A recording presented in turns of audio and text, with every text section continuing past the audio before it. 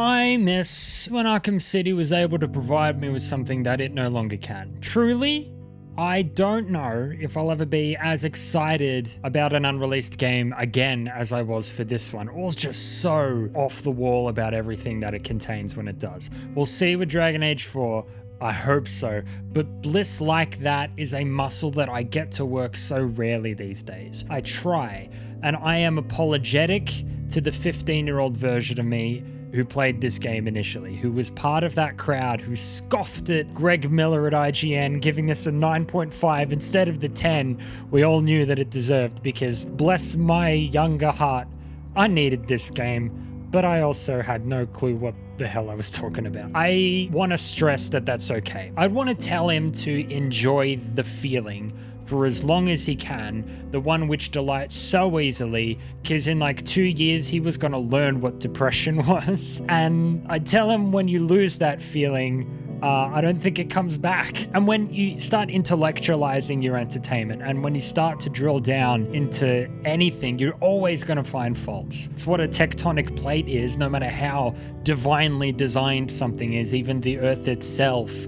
has separation points deep underground. I tell him the trick is to value things properly when you get them, to see it for what it is, what it does to your life, and just hold on to it for that reason most primarily. I don't think I was capable of that when Arkham City was released, when I started touting this around as like, this is the best thing in the whole of the world. It's better than penicillin. I don't think I was capable of it 4 years ago either. I went way too far the other direction when I went, this is the worst thing since polio, but I'm still confused about it now is what I'm trying to say.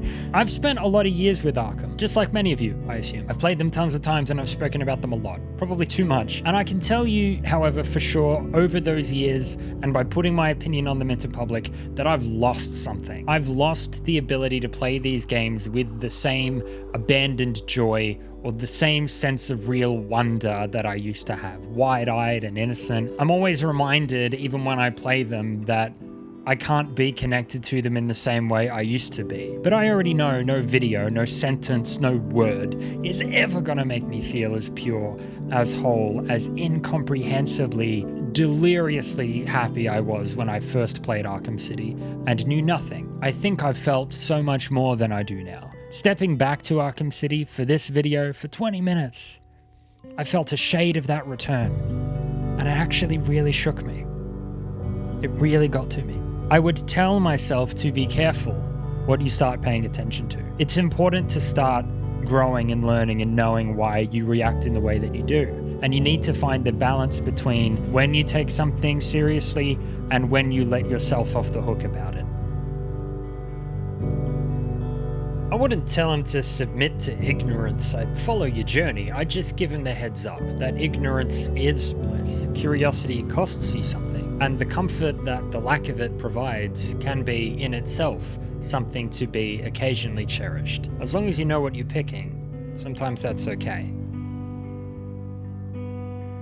The kind of feeling that I need from games now isn't the same as it used to be, but the changed angle through which I observe Arkham City now is everything because of that. I observe it from a different spot, one which exposes the game that I want now instead of the one that I needed then. And it's not fair of me to ask. I don't want to take it away from myself. I want to have a place for that feeling regardless. And I think Arkham City might be the point of balance for me, the point of balance between what I criticize and what I intellectualize and what I let go. Like, it's at the direct middle point of what I can tolerate, and I want to find that balance to me. That's the note I want to open on. That's the thing I want to start this with.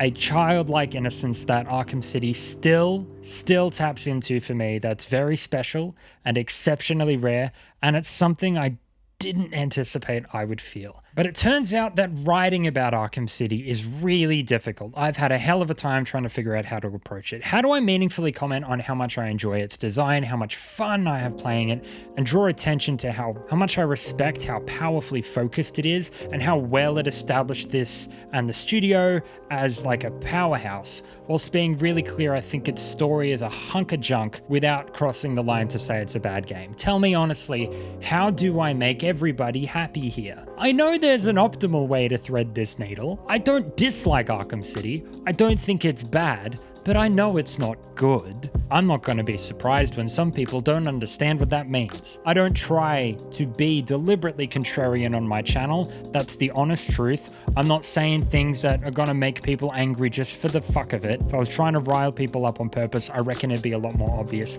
And I want to get this right. I don't want to make you mad. I don't dislike playing this game. I don't even really have any huge problems with it. Well, there's one.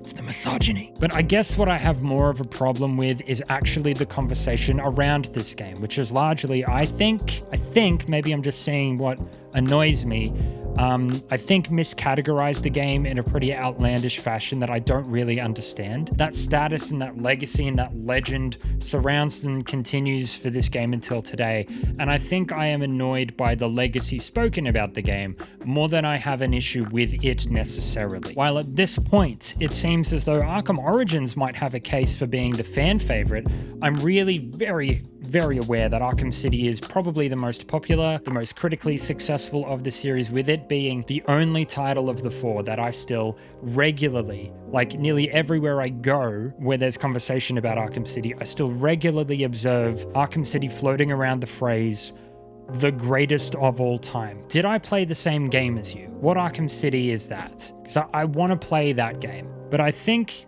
in the spirit of looking at what Arkham City actually is, I want to start where I have to, what's easy to forget. Over the years, I think a lot of people might have noticed how long it seems to take for Rocksteady to make a game that they're happy with. Asylum released in 2009, City was 2011, but Arkham Knight was delayed several times and didn't see full release until 2015, and then even then, on certain platforms, still wasn't finished. But their latest title, Suicide Squad Kill the Justice League, it's been delayed several times now with a tentative release window in 2023. It's 8 years or something. So it seems as though this is a perfectionist studio who like to take their time, or between 2015 and now, a few projects have been scrapped in the meantime.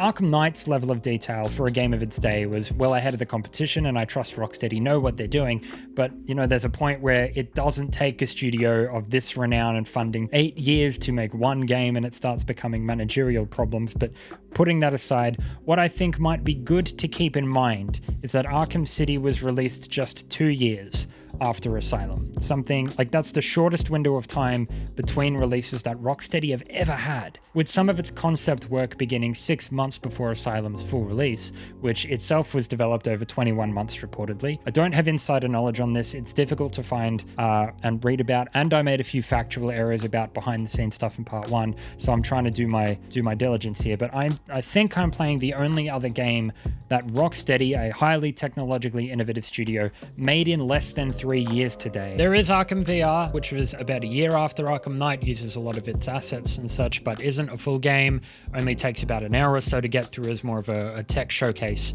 than a game unto itself, so keep that in mind. So if I'm going by their history, the game may have cut some corners, may have had some obvious priorities, and was delivered from a developer who had much less of a foothold in the industry then than they do now. I'm going to hazard a guess and say that if they'd had more time to work on it, Arkham City may have ended up being a very different narrative experience than it is, but it's really important for me to stay aware of what Rocksteady were at the time when making this game. Small fry. This may have been the one time where Rocksteady, until now again in my opinion, needed to prove themselves and had their game on an actual AAA timeline that pushed its development pretty hard. Asylum could very well have been a fluke. They were facing a sophomore slump. This was not a guarantee. It's not difficult to see that City probably had its own constraints, but they took the form of opportunities, expectations, and hype. Despite the obviously huge funding jump, this was a team that saw a leap into the stratosphere in terms of size, scale, and press attention basically overnight. But Rocksteady, no matter how much I love them, aren't Naughty Dog. They're not Rockstar. They're not Santa Monica. They're not BioWare. They're not too big to fail. They certainly weren't at the time. Their history is very brief. The studio has released 4 games, one of which I've never played, and their catalogue is overshadowed by bigger hitters at nearly every turn. They've basically also been dormant for 7 years now. Similarly, beloved studios like Bungie, who were committed to certain IPs for years, handled the jump to the forefront of games very differently than Rocksteady, a non-exclusive AAA developer who don't publish their own games, don't own their own IP, who were still employing outside help to write their stories at this point, didn't have their own narrative creative voice yet, came onto the scene not with the PS2 or with the Xbox, but in the PS3 generation, which is relatively late. Arkham City is a product of a scrappy pirate ship team punching well above their weight, and no doubt completely unused to the world stage or this kind of money. With that in mind, Arkham City is an unqualified success. Undoubtedly. It's easy for me to look at it now and go, oh, Warner Brothers, you're a big kid that I can pick on. But at the end of the day, Arkham City was the 3rd game from a relatively new developer who were probably really stressed out of their minds on how to deliver on a smash hit, like a sequel to a smash hit that no one was expecting, and turned their one game into a successful franchise and household name. One of the most desirable yet most difficult things to do in media. And for gaming at the time, trying to avoid the trend of becoming a low-polish annual franchise, which actually continued to iterate, showed a level of creative control that Rocksteady retained, possibly because doing that would tank their entire studio, and everyone who worked there immediately. As a result, though, Arkham City has this energy to it. It wants to be something. The game that came from that is easy for me to judge now, in retrospect, having seen how successful it was, not being deserving of all that praise and attention. No way near the greatest of all time. But when it was released, the landscape looked so different than it does today, and I'm not able to say by how much. And it's important for me to clarify, up top, that I'm aware Rocksteady were fighting a very particular fight for this game that's very different than the image it presents and the legacy it enjoys now. And I'm guessing it maybe looked like hell-bent creatives trying to prove themselves in their entire studio and rise above the relative obscurity into the biggest industry in the world. And I'm nothing but happy for them that this game succeeded in helping them get there. Whatever some rando says about it after the fact doesn't dent that success or how much I respect the height of that achievement in the slightest. These people worked so hard and they deserve that. How do I be really clear that that's awesome and I love that and I love playing this game? But I think that saying this is one of the greatest games of all time is pretty stupid. How do I say that without coming across as though I'm insisting the game is bad? It's not one of the greatest. Not even close. The best thing, though, is that it doesn't need to be for someone to enjoy it. I don't know where some fans and people in fandoms, me as well on the odd occasion, of course, have gotten this idea in their heads that something has to be the greatest ever for it to be any good. Has to be a 10 out of 10. We have to have arguments about how it's actually the most of something or the best of the field instead of just being what it is, which is something that we like. It's like an attempt to inflict a fact of superiority about it, posture, instead of actually correctly appraise and affirm. It's good specifically because it's better than everything else, not because of anything that it does. My favorite open world is Assassin's Creed Syndicate. I don't fucking care. Saying you think it's good and important to you really is enough. The frequency with which this sort of stuff has happened with City has made me feel like my opinion is going to sound harsher than it is, because it creates this combative language to it all. At times while writing, I've felt as though my simply discussing the game as being adequate in certain areas, never mind the parts I criticize, is just asking for some hate, begging for it, only because I want to be realistic and not employ hyperbole. I have felt as though I have to deliberately sidestep the corner that I feel backed into. Sometimes with the greatest of all time thing, the opposite is more obvious than the middle ground. To go, no, it's not the greatest of all time, it's actually garbage. I don't think this game is garbage. I want to get in the middle here. I want to find that balance. With all of that having been said, and having been genuinely meant, this is a fucking long video, and I'm spending rather an awful lot of it criticizing this game. I didn't set out to make that sort of video. I set out to make, honestly, a more fun video. But this is the way that it's ended up. I have heard from enough people who've watched my previous videos about Batman to think that my perspective can be valued by some, but really not so much by others, and I should probably be really clear about what this video is to begin with. While there are things I like about this game and I do enjoy it overall, if you're not in the mood to watch a video that might make you angry, or you don't want to risk the potential of not being able to see the game the same way afterward, fair warning. I'm going to be spending a lot of time in this video talking about things in this game that I don't think are very good, and if there's one thing that I'm unfortunately quite gifted at and very practiced at, it's writing about things that I don't like. I promise you, even if you're familiar with my content, today is a different side of me. Today I have given myself permission to be antagonistic, to be petty in a way you don't often see on this channel. So yeah, I'm going to be trying to find the balance between the part of me that really, really loves being innocent and just having fun with this game, and the part of me that wants to rip it to shreds. But what that doesn't mean is there isn't a high degree of obstinance in what I think of this game at the end of the day. I am very hard to persuade about this one. A few years ago, I spoke about how I didn't want to make videos that I feel are a waste of people's time, and since then have become an openly more artsy channel. That isn't the case today. Today's video is far too long, it's far too petty, it's far too focused on plot holes, and is overall a fairly useless thing to have made. I am under no delusions about this particular video not being my most highbrow work, and I just really wanted to get it done because I have honestly really hated making this one. I haven't really enjoyed myself. I can do rug pulls sometimes, but I don't feel like it today. If you want to watch a video from a creator who loves this game and you want a happy, fun time to chill out to, there are plenty of other places where I think you'll feel more at home than here today. But if you want to watch a video that takes a more critical look at Arkham City, that's probably what you're in for today. It's as tempting truly as it ever was to just skip the gameplay section here, jump right to the story and discuss that like I did last time. But so help me, I need to rein this in, take the sharp left turn that I need to talk about the gameplay, the combat, the stealth, the puzzles and traversal before we get there, because they're so damn cool and I really love playing this game.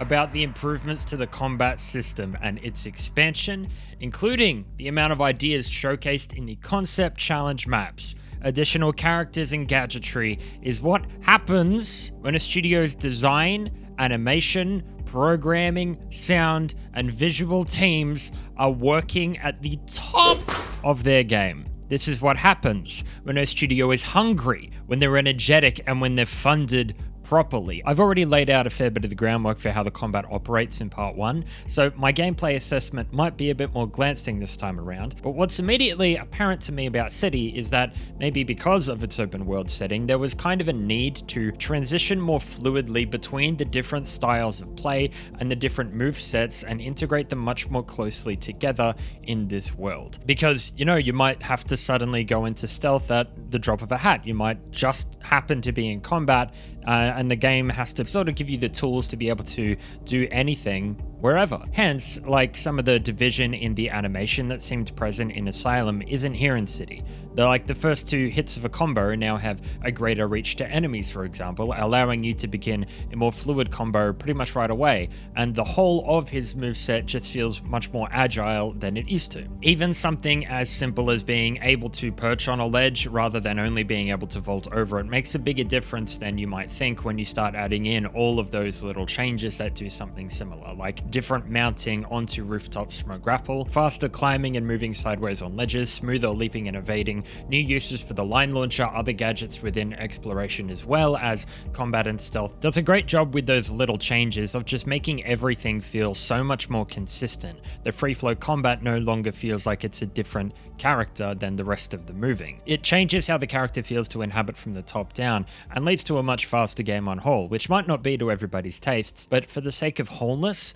The way this Batman controls feels really, really polished, where certain aspects of his movement in Asylum feel quite sluggish. The rest that Arkham City brings to the table in terms of fistfights creates what probably remains the most polished rendition of this system that we ever see in the series. Arkham Knight's combat is definitely, I think, better, but for specificity's sake with the wording, I don't think it's more polished than Arkham City's combat, which somehow manages to strike a really enjoyable balance between tougher foes and a more involved system on the player's end without pushing things so far that they break. Arkham Knight can sometimes feel like it's right on the edge of exploding, but Cities makes smart changes and knows exactly when to stop. Continually placing combat in varied, consistently interesting locations with a great amount of enemy variety in multiple ways, and by expanding on the challenge maps of the game as well, the combat of Arkham City by itself becomes a game in which I have happily spent years. There's a lot about the mobility of the foes that's changed from Asylum as well, in what seems like an almost ground-up overhaul of the animation of pretty much every character on the screen, including Batman. There's changed visual effects during combat, with much less obvious slow motion or screen effects in the middle of the fights, allowing that refined and expanded animation to speak for itself. I'm looking at the bodies moving here, not the screen indicators trying to enhance it. There's tighter timing on enemy attacks, making the fights far more interesting, as do their expanded movesets, including blades, double or triple attacks from multiple foes at once, thrown objects like crates, chairs, fire extinguishers, the two lieutenants with their big weapons that you can sort of use to your own ends with different gadgets, revamped Titan foes on occasion, and much larger enemy groups in general to fight almost instantly. Enemy variety is buffed with abilities, but also visually. Every gang has a different look to them, so you know who you're fighting instantly, and foes remain easy to identify in the diverse environments, and some of them even fight differently. Two-Face's crew is clad in grey and black, wearing burned rubber masks and fight kinda scrappy, but if you see a raspberry beret, you know you're fighting Stranger's highly trained tiger guards, whose animation is noticeably more coordinated. Joker's armored thugs have this distinct look to them that's really easy to identify in a fight. The enemies with the blades will hunch themselves over, so you're never confused about the makeup of a group, even if they pick up a knife in the middle of the fight. No matter how quickly things change or how far zoomed out the fight gets, keeping track of all of this information, which has got to be difficult to convey, is really, really fun.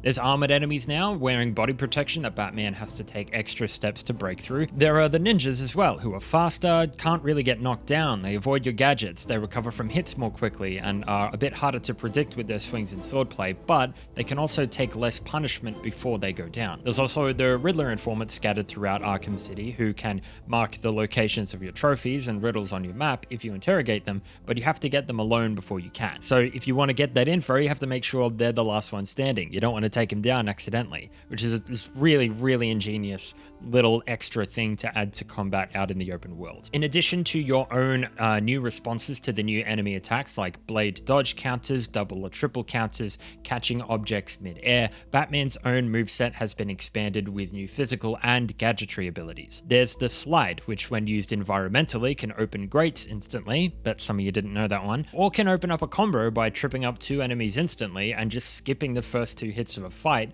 to get into the flow of a combo immediately. There's triple stunning, which knocks down enemies for extended periods of time, and new special combo moves. In City, the throw that was available in Arkham Asylum is switched for what I feel is a bit more of an intuitive area of effect bat swarm move, which gives you some breathing room. The instant takedown is retained, but a multi-ground takedown is added as well, allowing you to throw multiple batarangs at several foes who were knocked over to remove multiple people from the fight instantly. It's a favorite move of speedrunners, I can tell you that. There's also disarm and destroy, which allows Batman to remove weapons from the encounter by dismantling them in the middle of the fight, which is just really cool. For Robin, Catwoman, and Nightwing, extra characters available in challenge maps and Catwoman in the main story, their combo moves are changed to suit the characters more. So Robin has the throw, Catwoman uses her whip, and Nightwing can do some stuff with his sticks. It's a really fun way to differentiate the characters on top of their speeds and animations and feeling being different within their core combos. characters. Nightwing and Robin share some moves with Batman, which makes sense because he's their teacher, but Catwoman's style is almost totally unique, which is a really nice touch,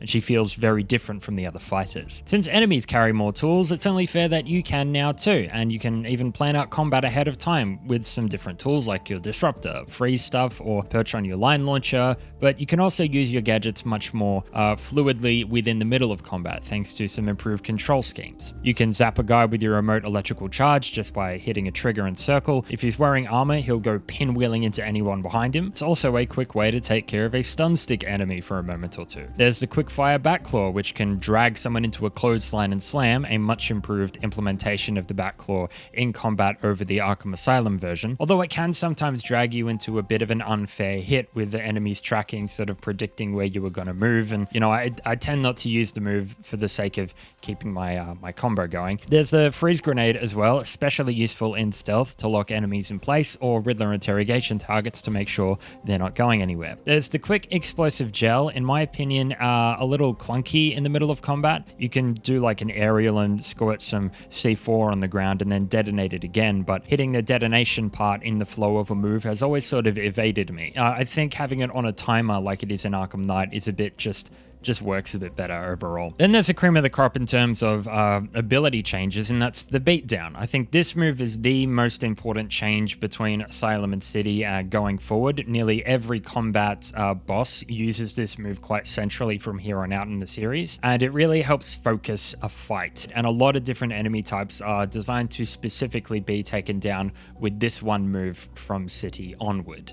Other upgrades include the free flow focus mode. Once you've been doing a combo for a particularly long time, you'll enter something of a super sensory mode where time slows down even further, which makes your hits more powerful, or any power gadget used in that mode is given an extra effect, like a concussive blast that knocks enemies backward after a bat claw slam. I just can't say it enough. The free flow system, when it's at its best and when I'm in my rhythm with it, is my favorite combat system for games. In the years since I played this, I've played plenty of other great third-person systems, but I'm still impressed by Arkham's ability to remain a relevant and enjoyable intersection between all the extreme sides of the options you have when designing a third-person action game. It's so well built, it doesn't feel like it was made yesterday, let alone a decade ago. It's just such a polished confluence of spectacle and skill that still feels enjoyable and interesting at any level of mastery. And it was Arkham City where the balance between physics, simplicity, strategy, visual flair, and imagination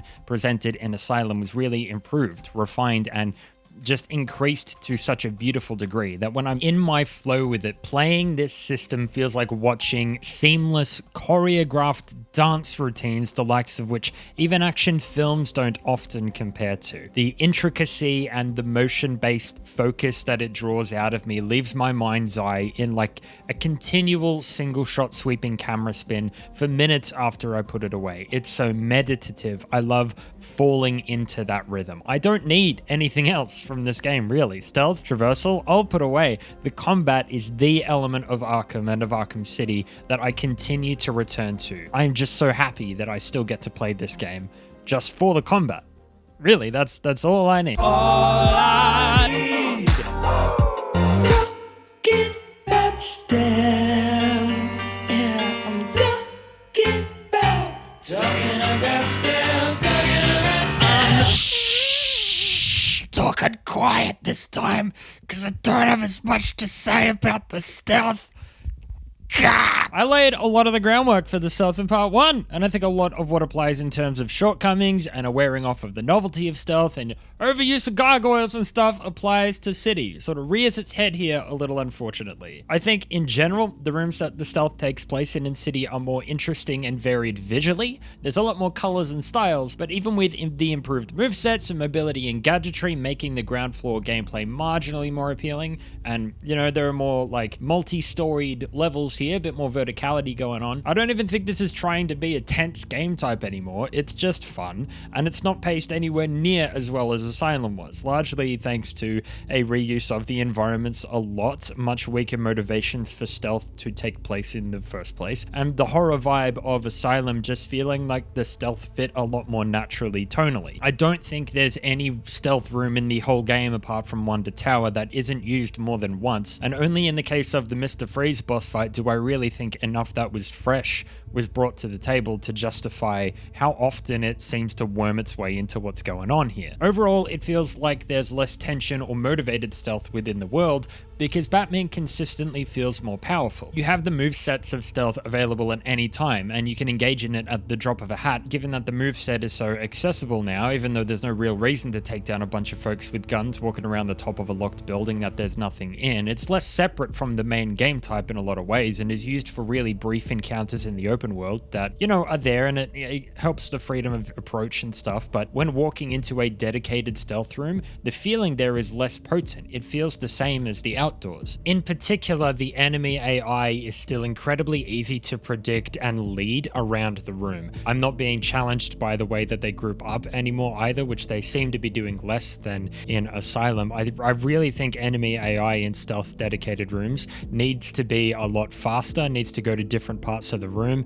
and just be smarter in general. The dedicated rooms just don't have enough going on that's unique to them to separate them from the outdoor stuff, and there's less reason to have them at all. The traversal across the city and throughout the underground has made Batman's conquering of an environment feel like less of a priority atmospherically. The place very much doesn't feel like yours to lay claim to, and the stealth environment's respawning enemies contributes to a lot of this. Most rooms, apart from being used multiple times, will have the enemies return later as well, continually signaling the difference from a prison environment, which is functioning, and an asylum, which is housing a riot. At the end of Asylum, you had free roam everywhere without needing to worry about combat or enemies at all, which, is a choice for that world, and it doesn't need to be the same in City. But in Asylum, it conveys that, you won a little bit, and the change is more important in regard to stealth than combat here, since it feels like enemies maintain a hold on secret parts of the world rather than just walking throughout its streets, and it's harder to tell what's special about the stealth when it's used so cheaply in the open world and in the dedicated rooms doesn't actually accomplish much in the long term. Enemies have more tools in stealth in dedicated rooms now, like night vision to see through the smoke you can now throw, or investigate gargoyles, as well as mines they can arm and plant around the environments. However, you're given pretty powerful tools to counter that, which makes it almost a non-factor. If Batman is more powerful in stealth in Arkham, that's not necessarily a bad thing, but the rooms and the enemies kind of have to be more challenging, because the direct trade-off of being better at the stealth in this series is just that the encounter takes less time and is therefore less effective as a gameplay concept. I'm not trying to flex my skills at the game here. I will for the combat, but I've met and I've seen awesome stealth players for this series. I have no idea how they do what they do, but I think being better at stealth in Arkham City works against you in terms of experience in this game, because you are sitting in the atmosphere of the game for less time. Because Arkham City's stealth rooms are so flimsy and easy, you're sitting in a precariously established mood,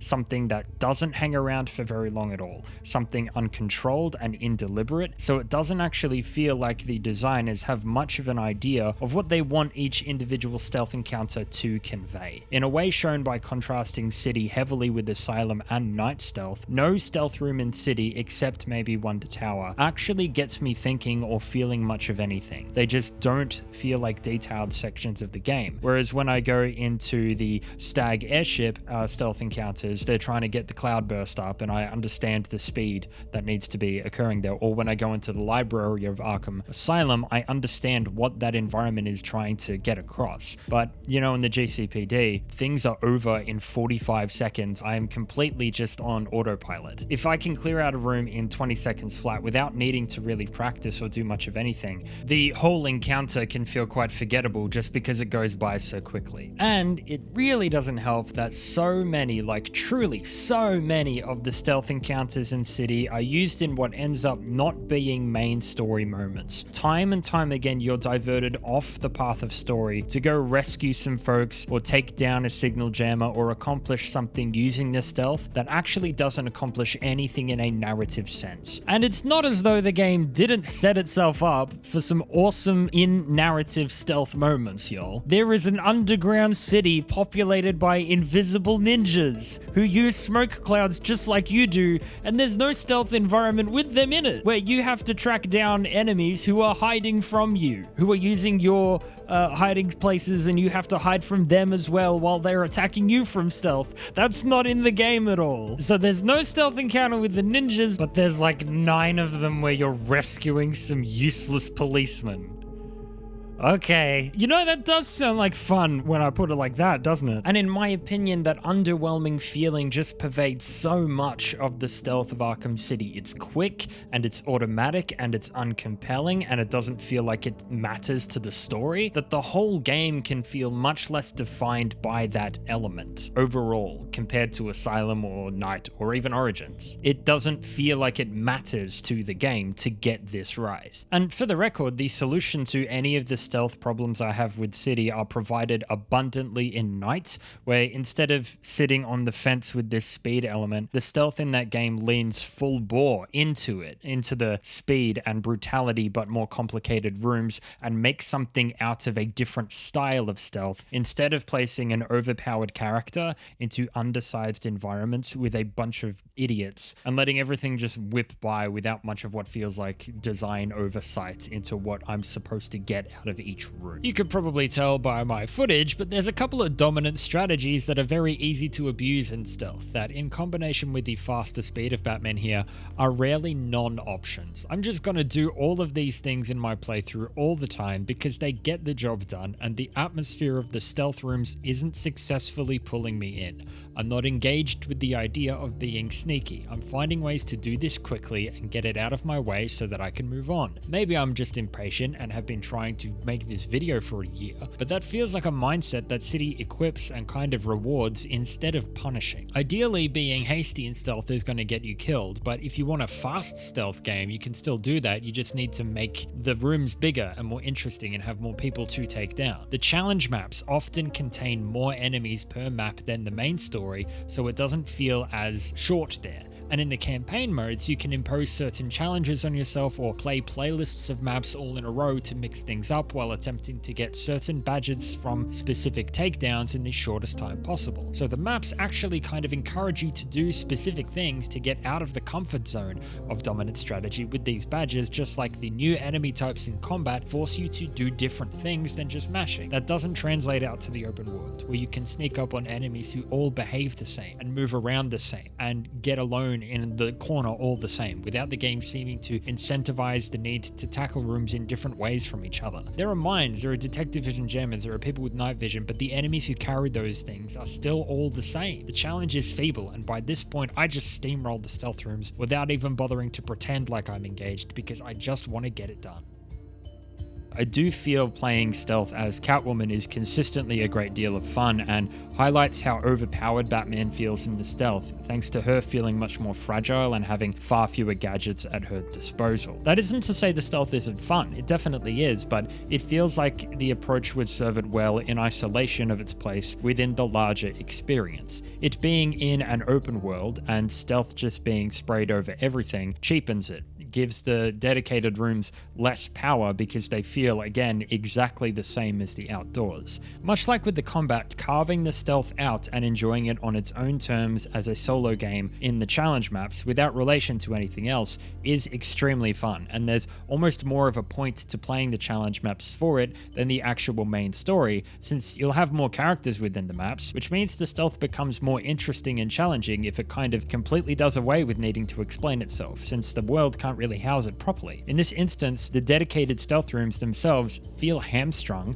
by needing to be reasonably placed within an open world, and things just feel more loose and more interesting, like they can actually fulfill their potential in the solo maps. If we're considering Arkham City as being the experience you get in the main story in the open world, I think the stealth is fun but a little undercooked, but if we go to the challenge maps and look at that as a separate game, we get into some really awesome territory and might actually be where the gameplay shines the most. Once I've 100% of the story and unlocked all the extra maps, going back to the main world is a really tough sell for me. There's no reason for me to do that. The gameplay is so fully featured and enjoyable without being tied to that narrative or world at all. It almost feels like the game could have pivoted to cut the story and open world entirely and just expand the challenge maps with a wider roster of heroes, and there's no reason I would have complained about that being a full title. Like in the same way Mario Kart 8 doesn't need a story mode. Catwoman, Nightwing, and Robin all operate on the same bones of free flow and stealth, including more characters within that roster as Origins and Night would later do, and expanding the novelty maps, I think is something that Rocksteady put a lot of work into,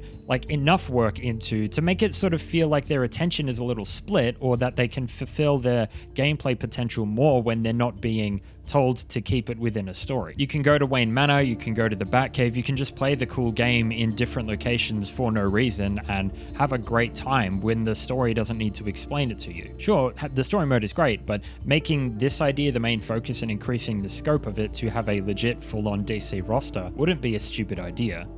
Anyway, the environment of Arkham City makes almost no sense from a geographical or urban design standpoint, and aside from the visual detail, I don't think I actually find it particularly compelling. It's just not a particularly real feeling city enviro. The inverted U-shape just becomes more and more frustrating to navigate as the playthrough goes on, especially if you don't tackle the Riddler challenges in sections. The entire middle chunk of it is off limits, so not only is fast travel not available, it feels like the entire game has a vendetta against convenience. To go anywhere in the world, you need to cut through the entire world. This is a strange sensation to explain, but whenever I first return to Arkham City, I'm hit with this wave of, oh, I love this world, it's so cool, look at everything, which just gradually lessens the more time I actually spend playing it. I love it for an hour or so, but compared to how far open worlds have come in the years since, both the size and the static nature of the weather, the time, the atmosphere, and how the game actually utilizes the open world means that I end up finding Arkham City as a map gets very old very quickly. It doesn't stay fresh for even a few hours, and the fractured construction behind this bloated and super outdated UI just gets fucking annoying.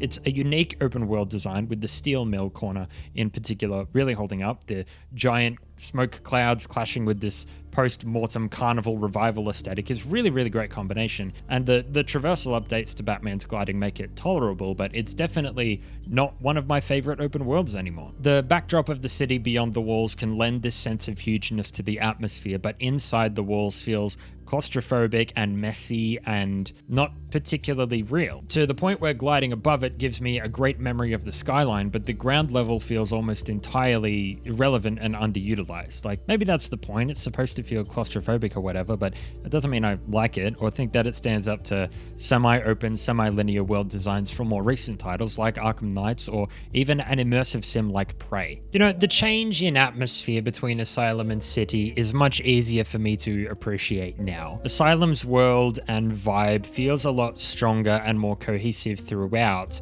maybe specifically because it had less of the internal characters' personalities built into the world, and the Asylum told its own story. In City, each different gang has vandalized and customized their territory, which gives more of an identity for the hostiles and the villains, but it comes at a cost. The world itself tells less of a story this time, and is more just a static picture on which the villains are spray painted in little sections. It's a novel concept, but then every square meter that isn't emblazoned with somebody's very distinct signature feels empty or forgotten in comparison. This whole section between the GCPD and the courthouse is just, what is even going on here? When you're down in the bowels of Wonder City and surrounded by the gold and green, you're given more of a vibe which belongs to Raish as a character, and the world tells you about him and his forces. Or when you're in a maintained complex, it matches with Strange, but it sort of means the city's identity doesn't feel like its own. It belongs to a villain. That's a choice, that's what's going on. Just a mark of difference between Asylum and City that I think each player will come away from differently. A bit of of a difference between city and night as well. Like Gotham itself has much more of an identity in night, I feel, and city feels like each section is built in tribute or atmospherically as a complement to a different villain. It's just a different choice. It was something I noticed more when I was actually making my Asylum video, but both City and It seem to employ quite heavy color filters for their visuals and atmospherics. When I was doing the free cam stuff in Asylum, I actually moved one outside the bounds of the filter, and I got a look at what the colors of the island actually are without the green filter over the top, and it changes a lot of what you see. This is also seen when Poison Ivy takes over the island, where the green is switched to a pink. Similar free cam stuff doesn't seem to be possible for City, but if you're gliding around the world, different sections of the map will change filter while you're even in the air. So when you're closer to the GCPD, things are more purple and blue, but past a certain barrier into the Mel territory and the color of the air, or more accurately, the filter will fade into a different hue. The same is true of the Riddler dungeons as well. These filters give a few more moods to City than Asylum had, which complements the sense of temperature that you might feel while within each different environment. The mill obviously is boiling hot, but the museum is a lot colder. Color association with temperatures is quite significant. However, at least while out in the open world, the filter doesn't do much to me to hide how colorless the world itself actually is a lot of the time. The backdrop of the city skyline beyond the wall has a lot of light points, and the accents in each spot are splashes of color, but most of the city is just grey-brown rooftops with the filter over the top. Obviously, it looks like Rocksteady were working with what time they had here, but the world is drab as hell, and not in the atmospheric way that feels imbued with intent, in the way Asylum's grey and green felt oppressive and menacing. It's just a lot of the outdoors of City feels blank and purposeless and boring. Please take any or all of this with a grain of salt, or mostly as elementary discussion. Arkham City was a technical marvel on Unreal Engine 3 at the time. Building a third-person open-world game using incredibly innovative techniques is also a marked improvement from Asylum in most every aspect of motion capture, faces, skin, and lighting, to the point where Rocksteady felt confident having one of their opening in-engine shots be this.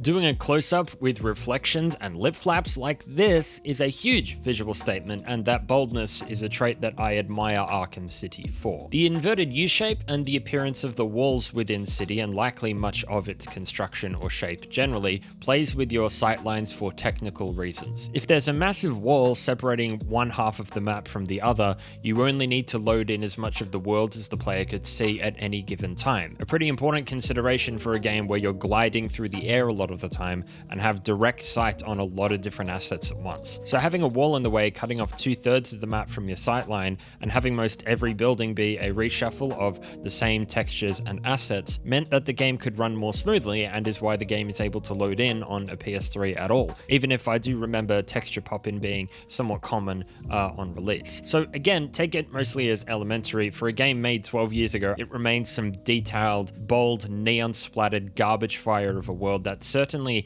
has a place within the series, and I remember being spellbinding at the time. I respect the shit out of the game and understand the choices made to get it developed, but that doesn't mean that I have to like it as a player all of this time later. In every sense, I do think Rocksteady surpassed this world design in Night, particularly when it comes to ground level planning and actual navigability and the feel of the world. One of the core complaints about Arkham Knight was that it was too bloated. Be that as it may, that criticism often came with a side dish of, well, Arkham City had a good balance, when it absolutely doesn't. The world is made of nothing but compromises, and very little of it is utilized effectively within most of its quests, mainline or otherwise, except Riddler. Most of the time when you're out in the world doing something, it's a race or a breadcrumb trail, right? Get to the throne within the time limit. Follow the bullet trail to get to this other set location. Follow the blood trail to get to this other set location. It feels like the world wasn't actually built to house any interesting quests on its own, so the only way to do quests while there is movement through it. Meanwhile, the dungeons are half what they used to be. One of them is just a straight hallway interrupted only by a periodic need to find some way to open a different door 4 times in a row. Of the dungeons that are actually expansive in some regard, we have the mill and the museum. That's it. The museum is easily the level highlight of the game, and the mill overstays its welcome by the end of the game to me by just having me go through it backwards. The courthouse, the church, and the GCPD are single room encounters. Arkham City's dungeons unfortunately feel tiny to make room for a world in which none of its actually interesting content is effectively housed toward any narrative end, in which very little of its story actually plays out. And it's such a small game in totality that the game has to continuously recycle ideas and locations to pad the story up to the 5-hour mark, because otherwise you'd be done in 2.5, 3. The most interesting thing about the open world is undoubtedly Riddler, but I don't know if that's like, is that worth playing the game for on its own? Is that worth building an open world for on its own? You tell me. Arkham Knight may be a bloated game in totality, we'll get to that another time, but a significant amount of its story still unfolds within the actual open world. It's making use of that space and designing it to do so, while the dungeons alongside remain interesting and varied, and there's several of them. The airship, the movie studios, Ace Chemicals, underground tunnels, each of those areas are significantly different to one another. They play with gameplay twists that the outdoors doesn't play to, and they're intricate enough to spend a significant amount of time in, whilst they still feel connected to the larger Gotham. While playing Asylum and City, I feel like while I'm outside, I'm between places, but psychologically when playing Night, it's the other way around. I'm asked to acclimate myself with the outdoor Gotham by the systems of play, and when indoors, I feel separated from it. But most significant action in City narratively still happens indoors, with the city itself mostly seeming to distract from how severely downgraded the dungeon construction from Asylum the whole game is. There are only 2 full actual levels. Wonder City is connected to the train system, which helps the whole middle chunk of the game feel as if it's funneling you somewhere else, which also ends up just being a straight line. It seems for all the upgrades made to how Batman controls and altering his traversal to help him translate to an open world, the core of the systems built for him in Asylum is still the bedrock of his and the game's design, and those are tools built very, very specifically for dungeons and room-to-room linear gameplay that City actually has very little of. The Batmobile changes that, is an actual core change to the character and the system language which City hasn't provided. It's polished up and tweaked the way a character controls without rethinking the way the levels are designed to deliver the narrative around him, and they've transplanted him into a world which is functionally quite similar to the Asylum, doing small bits at a time outdoors, but the action is mostly still inside the people's lairs. But the indoor locations are vastly less interesting than the design demands to make the most of it. I think that kills the stealth much more fully than the combat here, since, as I covered last time, architecture is such a significant factor in the design of stealth rooms. Its reuse of the same environments for stealth throughout the story means that the places where you learn how to stealth in the beginning of the game are the same places used during the story's climactic moments. The world and rooms don't change or progress to challenge you to sneak in new or different ways until it's too late to care. The rooms aren't teaching you to do new things throughout the runtime. That's obviously with the exception of the Mr. Freeze fight. I understand the shift to an open world setting and don't think it was the wrong move, but the unfortunate fact is that the indoor design has been severely compromised, enough to the point where stuff like the Trial of the Demon, which is in the middle of an otherwise linear dungeon, needs to retreat to super basic traversal stuff for its content instead of building out a more complex indoor world.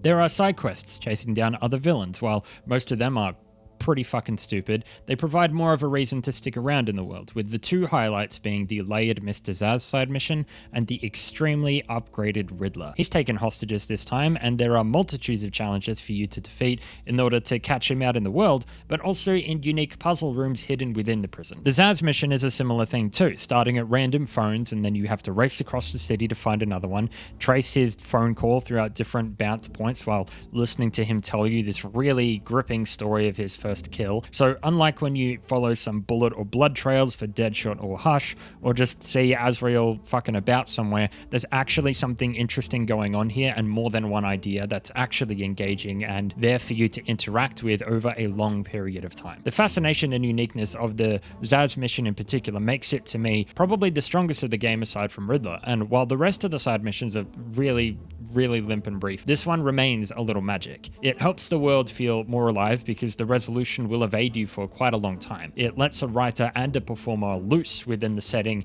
in a really awesome way, explores multiple avenues of tension, and feels like a real comic book story. It's one of the darker aspects of the title as well, which helps it stand out, and I think there's a really nice balance for it warming up to its violent content. The Riddler missions similarly benefit from having several ideas placed on top of one another. You're not always doing just one thing. You're going to find a trophy, you're going to find Easter eggs. Other times there are little brain teasers with this Enigma box. There's dynamic and change within it. He has a huge stamp across the entire open world, and the Riddler character is written as this delectably annoying cretin, which really drives up the animosity. Without a doubt, it's the strongest relationship scene in the game. Biggest reaction I have to any character here is to Riddler. He's written to deliberately push all of your buttons, and it's pretty easy to see through. It happens out in the world with goons too. Like, you might just be standing on a building and hear some goons talking like, I sure hope Batman doesn't come down here and kick my little push. What are you doing, man? You don't go to Batman. He's gonna come down. He's gonna fucking kill you.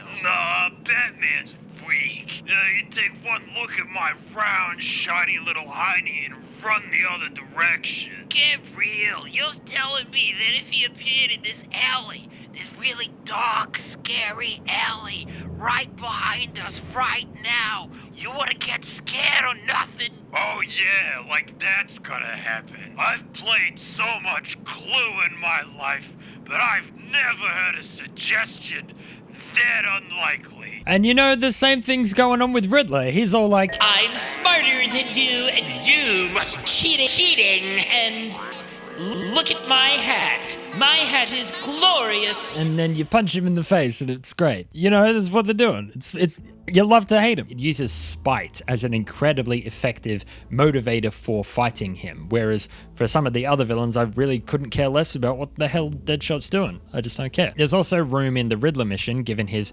physical division from the open world and his puzzle spaces, for Rocksteady to bend the rules of reality a bit more and use some of the gadgets for more interesting puzzles than Asylum was able to. These rooms test your smarts and combinations of skills and tools in ways that don't really feel like they'd belong in a more grounded game, because they challenge the suspension of disbelief more fully. But since City is much more spectacle focused and Riddler is deliberately excised from the main story, the puzzle rooms themselves feel like they are the darkest parts of the game, playing into this self-contained, twisted mastermind sort of vibe, that like a Saw tone that plays very, very well as an isolated section of the world. He's also the engine that they used to frame the challenge maps a bit as well, giving him definitely the most actual screen time of anyone other than Batman within the entire game. His aesthetic is really strong, his performance and writing is really strong, and his puzzles are consistently enjoyable. Even if there are probably too many trophies out in the world itself with a lot of recycled ideas, Riddler is an absolute highlight of the entire game to me, for sure.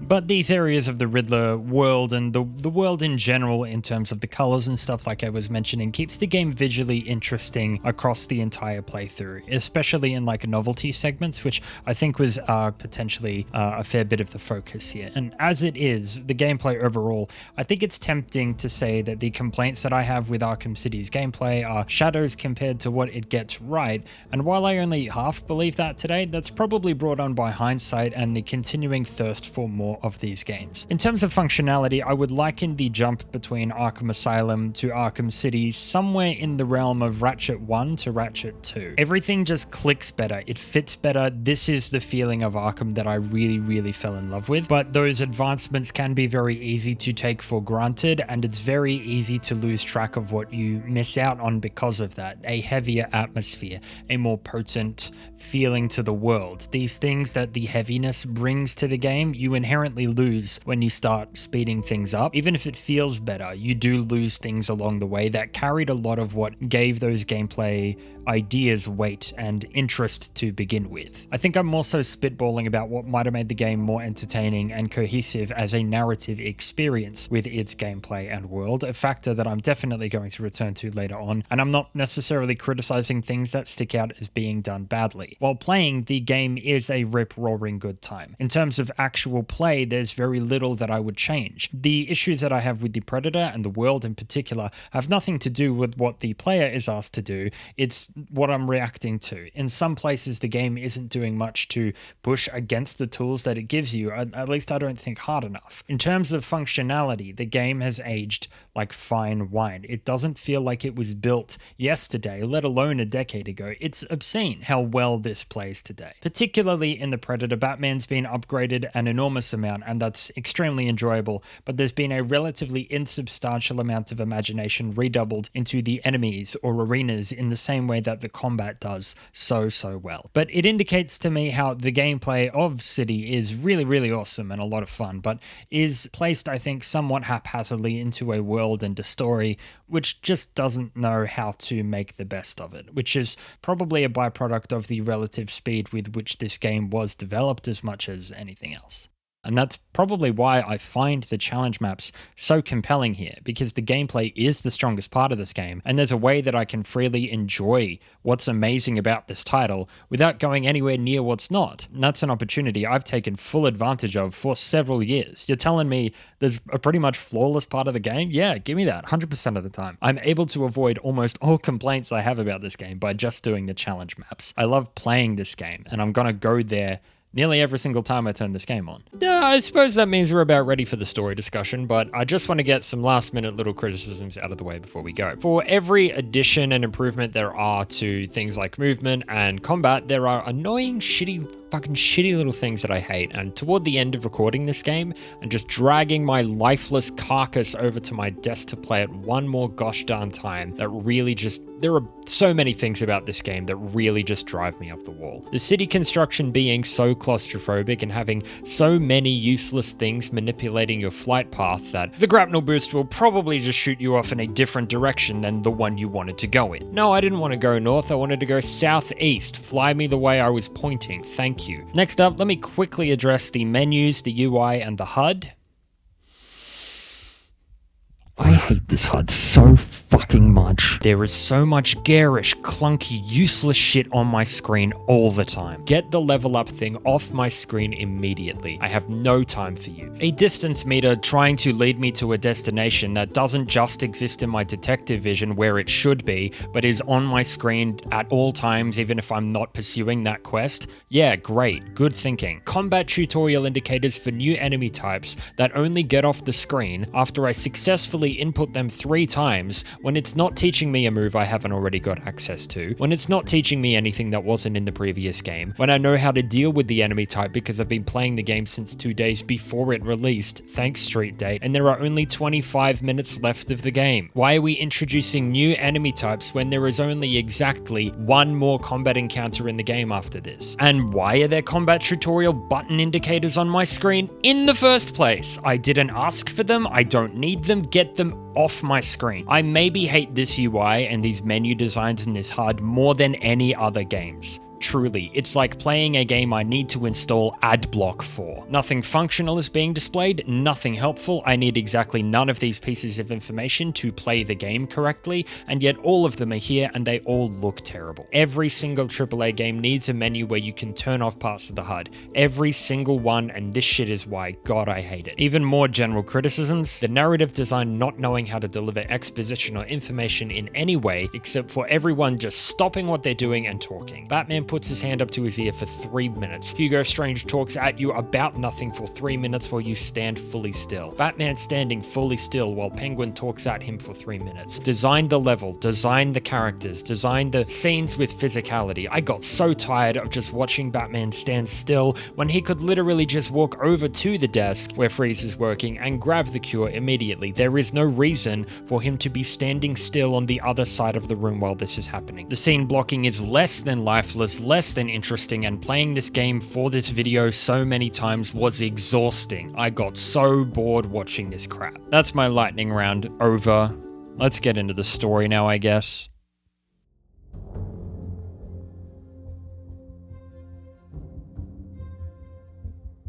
Arkham City is a story which is drastically different to hear about than it is to actually observe. Even from my memory, just the Cliff Notes version of it, it's very easy to misremember what the game is. On paper, it would seem that discussing a playpen prison built by a manipulative mastermind psychiatrist who plays puppet master on basically every criminal's dealings while studying their movements and planning to kill them all would be a thematically rich, interesting endeavor, especially when adding in the extrajudicial element of Batman, who is discussed as having been responsible for the state of the city and its crime to begin with. You'd think that him facing his imminent mortality while surrounded by his life's work being used for someone else's ends would be an interesting concept through which you could cross-reference much of an approach to criminality and how it's represented in Batman's wider mythos. How the Joker's death stands as a testament to like a question of the uselessness of idealism or fighting losing battles, redemption, and Batman's non-lethal fight against crime as the myth of Sisyphus.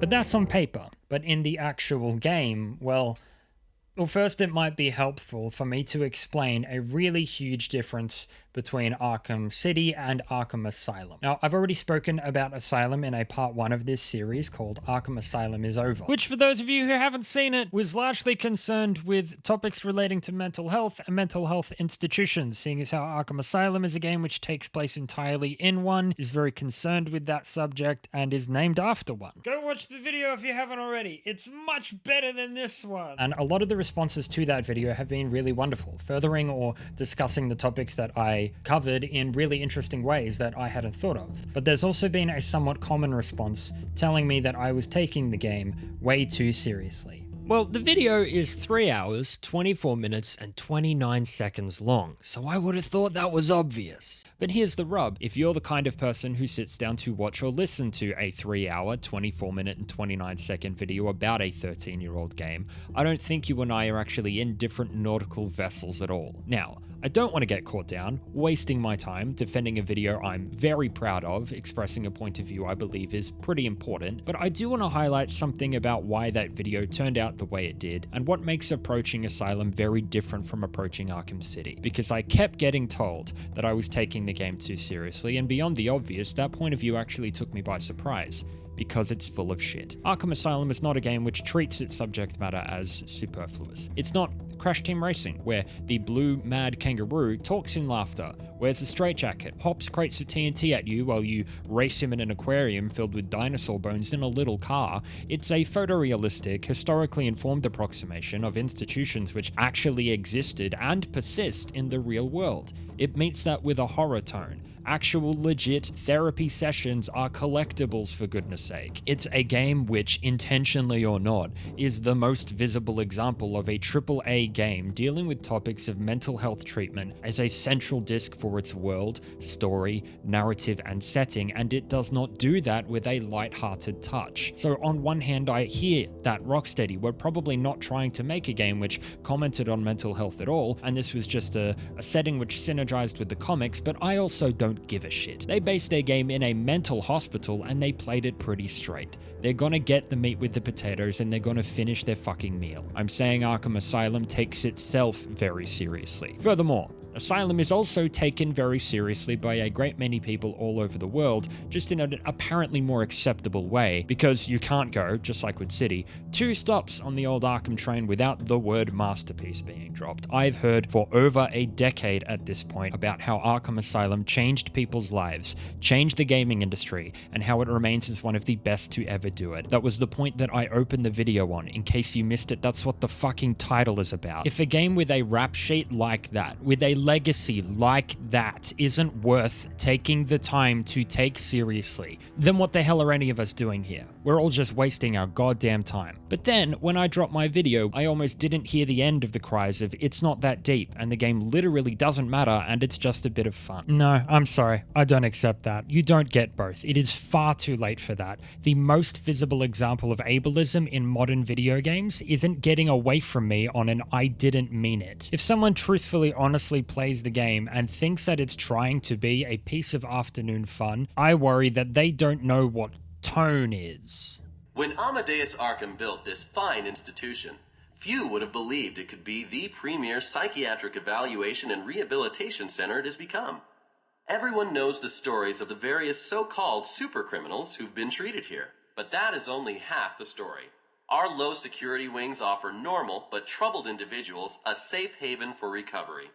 An extensive breakdown of our costs and healthcare packages can be found at the front desk or at www.arkhamcare.com/prices. We represent all medical specialties and offer a wide range of medical, surgical, diagnostic, and wellness programs. High quality of care, coupled with Arkham Asylum's convenient location, have ensured we are voted the #1 facility in the entire state.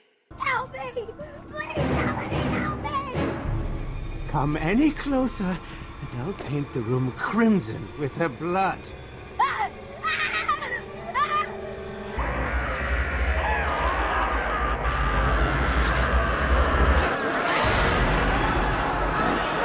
He's not listening.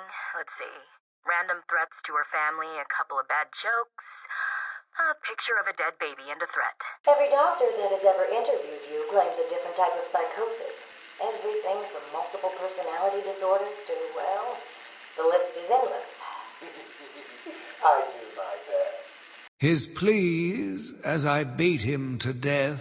I just wanted to bring down your grim facade and for once let you see the world as I see it. The comic which inspired that game and that setting literally has the word serious in the title twice. I mean, come on, I talked about the Joker being a villain who likes to send messages to people in power, and a whole bunch of folks got in their keyboards and wrote out why so serious, and they didn't realize what they were doing. Arkham Asylum is a photorealistic game based in an analog to real-world places that actually existed and chose to meet a medical scenario with a horror tone. Yeah, Batman's just a weird man in a costume wearing his boxer briefs on the wrong side of his pants, and there's a big killer croc man here, and whatever. But that level of detachment isn't presented inside of the game, inside of that world. It's something you get from a distance looking at it simplistically. Maybe any given audience member doesn't see it that way and approaches it as a piece of escapism, as a fun time where they just turn their brain off. But I think taking Asylum seriously narratively is in line with the game's tone and is very strongly in line with the game's actual fucking content. And besides, to get out of the situation I feel that Arkham Asylum ends up in, you don't actually need to do a whole lot. The only things that need to be altered is to give Batman some character, some dialogue, and an actual arc and reaction to the world that's going on around him, and remove one type of hostile. There's more you could do, but with those two changes, the game very easily becomes quite a valuable look at the history or general history of practices of mental institutions. It offers, like I said in the last video, something of an anachronistic look of how mental health places were built 150 years ago. As it is, I was able to talk about some pretty real shit in the video, and the game could talk about the dangers of a lack of governmental oversight, corruption within medical fields, and remain a really entertaining game with a bunch of really minimal changes. Now that's the really important bit, right? That with a few minimal changes, the biggest thing would be rewriting Batman, you can alter Arkham Asylum's aim to be something incredibly noble and helpful and worthwhile. You wouldn't need to reconstruct the entire game to be able to do that. With Arkham City, if you were trying to get this game to say even something close to helpful about incarceration, the prison industrial complex, deaths in custody or something, there are so many circumstances here and so many choices that are so obviously in different places than Arkham Asylum that you would need to go back to square one in order to reconstruct the entire project to be about something else. With Arkham Asylum, I'm criticizing something that was right in front of its face. With Arkham City, you would need to redo everything, and that's not the kind of criticism that I normally offer up. You have a different color palette, you have an entirely different setting, you have different characterizations, you have different artistic styles, and most importantly, you have an entirely revived tone. Make no mistake, this is a very good thing. Where Arkham Asylum was in some deep waters that it didn't appear to know how to navigate as a result of many of its tonal choices, Rocksteady have absolutely slammed on the abort mission button and are now squarely in the realm of soapy pulp fiction. Take a look at some of the tonal information that Arkham City provides me. Help me! Stop! Change of plan! Take her to the smelting chamber! Mr. Dent's predilection for all things binary may not bode well for Miss Kyle. If there's one person in Arkham City who knows what's really going on, it's her. I need to find Catwoman now. I wish to study you. I need to know why you are the way you are. I don't have long, Doc. You're going to need more than some psycho mumbo-jumbo to get to the bottom of what's wrong with me. Let him die, Detective. He was your puppet, Raish. Why? You said I could replace you. This was our vision. And you failed to see it through. But when you came to me with Batman's identity, I gave you this chance to prove your worth, providing you with limitless resources for your plan. You came close, but you have failed me. He's going to die, Raish. He needs medical attention. Now! Do as you wish, Detective. He's already dead to me. Genius. Just, wow. He's already dead to me. That's a good. At the very, very least, it's a lot less scary. It's so much lighter. The music is more heroic. The atmosphere is a lot less horror-driven. Arkham City is a game where you punch a shark a couple of times. Arkham City is a game where instead of the 30-foot-tall hallucination man scaring the shit out of you and making you relive childhood traumas, you have a fist fight with one in the desert instead.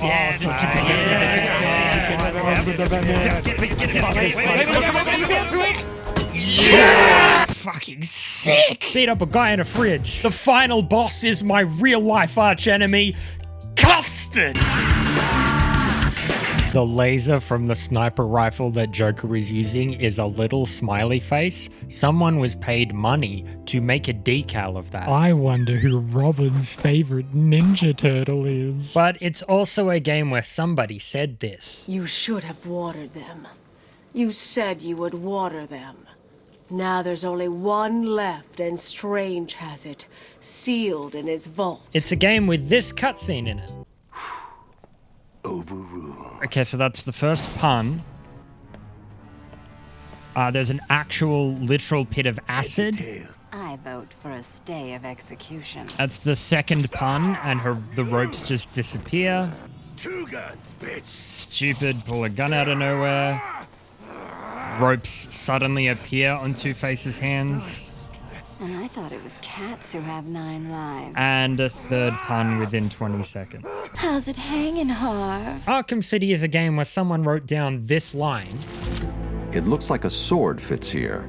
And then went, hey, you know what, we should... Yes. Yeah, they dropped, yeah. And then put the sword in, over the door, and boom! And then, yeah! Awesome! You know what? Let's keep that. That's really good. To get to the point finally, if you are worried that I might want to dive really deeply into this game's comments on incarceration, don't worry for a second. Just here to say that people should be careful which sandcastles they decide to affix badges to, because I or anybody else might have a little plastic cricket bat, and a beginner's beach kit from Target shouldn't have that much power over somebody's mood. Given that both of these Arkham entries have been planted on pedestals where they don't belong, today I'm simply taking a different angle to show you how this one is just as fragile when you go for 6 on it. When you actually push these games, not in a confirmation bias way, but actually, they don't hold up to this kind of praise, and there are alternative ways to assess video games apart from coating them in gold. Yeah, that's right, I put a cricket metaphor in a video essay. Just look at your sandcastle there, mate. I've been working on my pool drive and it's looking primo. It's looking grouse. I'm a regular Michael Hussey. I'm a regular Justin Langer. I'm a Matthew Hayden. I'm Glenn McGrath. He was a bowler. I should have said Michael Clark or something. That's a joke from my Australian audience. Today, I want to talk about how anyone who could look at this game with its story, its quest structure, its writing, its tone and content, and for even a fleeting second take it seriously to begin with, I want to talk about how that's very confusing to me. But for the folks who, with all the games you can play from this AAA space today, this far onward, still properly who are of the belief that this game's anything more than a campy, enjoyable romp, I just don't know what trip you're still on. Did you play the same game as me, or am I just missing a crucial piece of information that everybody else seems to have? Because I don't know about you, but when I see stuff like the end of the Hush side mission where the guy walks into the corner of the room, they forget to play a door sound effect, and then he magically leaves the max security prison, I don't continue praising the game for having detail. And when I play the Mr. Freeze boss fight, you already know I have a fantastic time. But then I keep thinking about how the only reason they're fighting was because Batman refused to go and find someone who turned out to be like 100 yards away. And then immediately following the fight, he's like, I promise you, Freeze, I will find her. But the thing they started that cutscene with was him saying, hey Freeze, you know I'm a man of my word. You should know that by now. So if he said, Freeze, give me the cure, I will find Nora, I just told you I am a man of my word, that would make complete sense. The fight is really cool, but what did you do with your writing, Dini? And why give no notes, Mr. Hill? There were so many ways to get around a table and motivate that fight well. I need to put this in a rap and make it a joke to make it seem like it fits in my video, cause otherwise it seems too petty, it seems too nitpicky. But if I make it a piece of content that's just a little bit bumpin', I can feel ashamed about having a problem with this. I'm 26 years old. I just need you to know that I know that none of this matters. It's about picking where to put your nitpicky stuff. It's about optics. This is my outlet now. Sorry, I just don't think I want to hear one more time that the game where you beat up criminals who are already in the jail is one of the best ever made. You forget that that's fucking stupid? Do you want me to count how many times Batman is overpowered in a cutscene or trapped on the spot in a cutscene or something because they didn't know how to design a competent narrative, let alone write one? Or do we just want to admit that the game is stupid fun and just enjoy it? Because I'll do it. There are aspects that are huge improvements over Asylum. Batman is trying to shut the prison down. The psychiatrist is definitely the villain this time. And the entire game has a completely revived tone that is so much easier to digest and enjoy, and it fits much more nicely with the team's apparent goals. Mental health stories are far less common within the AAA space than prison stories, so I'm of the belief it matters much more in the former's case when things aren't done well. But while Asylum, I think, really deserves to be scrutinized because of how close it is to reality in some places, and how dark it is, and how within the series the game remains incredibly grounded, Arkham City's environment is so blatantly disconnected from real-life prisons that it may as well not be a prison at all. It's not a game telling a story about a jail, it's kind of the plot of Johnny English with a world conceit which allows Batman to be placed in an interesting spot without the need to occupy it with friendly NPCs. That is all that this is. That Arkham City happens to use a reason to excuse that, which is only marginally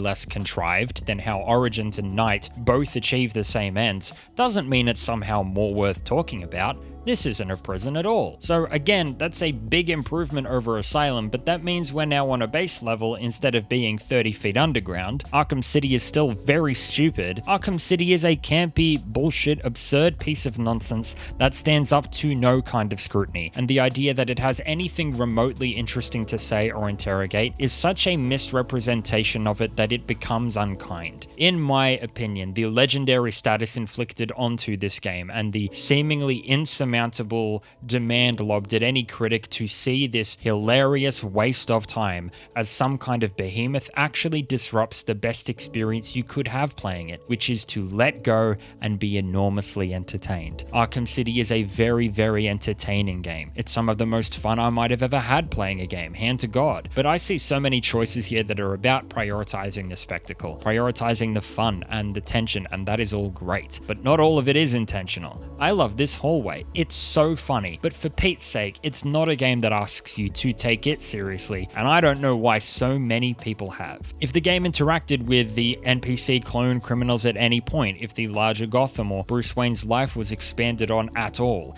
if Batman had any sense of consistency in how he acts or behaves, or the story was more than 5 hours long, I might be singing a different tune today, but what I see is a game that for 98% of its runtime is doing things like, oh, I didn't know Hulk had a lightning edition, that's pretty cool, and then not explaining what the hell's going on with that, being overestimated and miscalculated for years because of a last-minute death of a character who is barely in the game. Now, I am all for saying that Arkham City is cool. I dig the hell out of it on that level, but some folks also want to pretend that it's deep. Placing Arkham City into an arena that it's not suited for, alongside games which actually choose to impart emotional narrative experiences and can take hits about it, is somewhere it really doesn't thrive. Arkham City is not attempting to be a boundary-pushing, incredibly deep narrative rewriting the rulebook and everything you thought you knew about Batman and revive the superhero genre of games to have a legitimate standing in culture. It's an entertaining piece of gaming trash, and there is absolutely nothing wrong with that. Let's spend over a decade talking about how there being a Cain and Abel painting at the start, and that being mimicked by the pose of Batman holding Joker at the end, as if it's some revelatory meditation on the 70, 80-year-long rivalry between these two legacy characters, and not actually just a very basic and ludicrously heavy-handed visual storytelling device to link a 5-hour-long action game preoccupied with titty shots to the Bible. I mean, Zack Snyder didn't get away with it in Man of Steel. What gives this game a free pass for that dumb shit? If you say this is a masterpiece, every single ounce of your analytical or emotional effort is going to be spent in pursuit of any excuse to validate that presumption, because maybe you have a vested interest in that being the case. Maybe they wrote their conclusion first and started looking for reasons afterward. Yes, I'm speaking from experience. And that experience was exactly realizing that this game, Arkham City, is not a masterpiece. It is just a bit of fun. That's just what it is. Get comfortable with that idea. Because if you don't believe me now, maybe you might in an hour. And I know maybe I don't need to tell most people this. Mostly I do know that folks have their heads screwed on. And what matters about this game is how fun it is, how much it meant to someone as a teenager, and the wider world of comics or Batman that it introduced them to. That is all awesome. I am still a deluded, self-serious, pretentious, artsy dickhead myself. I get it. Arkham City is an enormously entertaining game. I just personally have as much fun laughing at it as I do playing it. And I do think the general idea that this is as close to a modern version of Adam West era silliness as we'll ever see get revived has kind of gotten lost along some way. The game is built extremely well and remains a ton of fun with a ton of merit to find. And again, I'm not blowing anybody's mind with that. If you hate watching this video and you're still here, I've got no clue why. But what I'm gonna do is pretend. And I'm gonna keep going anyway. I'm gonna pretend we're not all in on the take and be exhaustive all the same. Be as petty as humanly possible about every single thing that I can think of in this story just to make sure that I killed the thing dead. Not just so the 3 people who might call me shallow don't, but so that the nitpicky part of me is sated a little bit. I've had this buried for like 5 years. I've got to get it out somewhere. I know none of this matters. I've just got to get it out of my system. I'm gonna go for 6 on it anyway, just for the hell of it.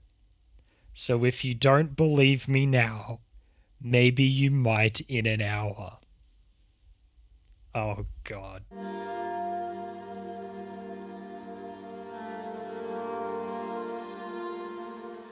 If you ask me, the most obvious problem with Arkham City's story is that the way that it's told doesn't actually really involve the gameplay as a factor in how that story progresses in a structured sense, and is even less cohesive thematically.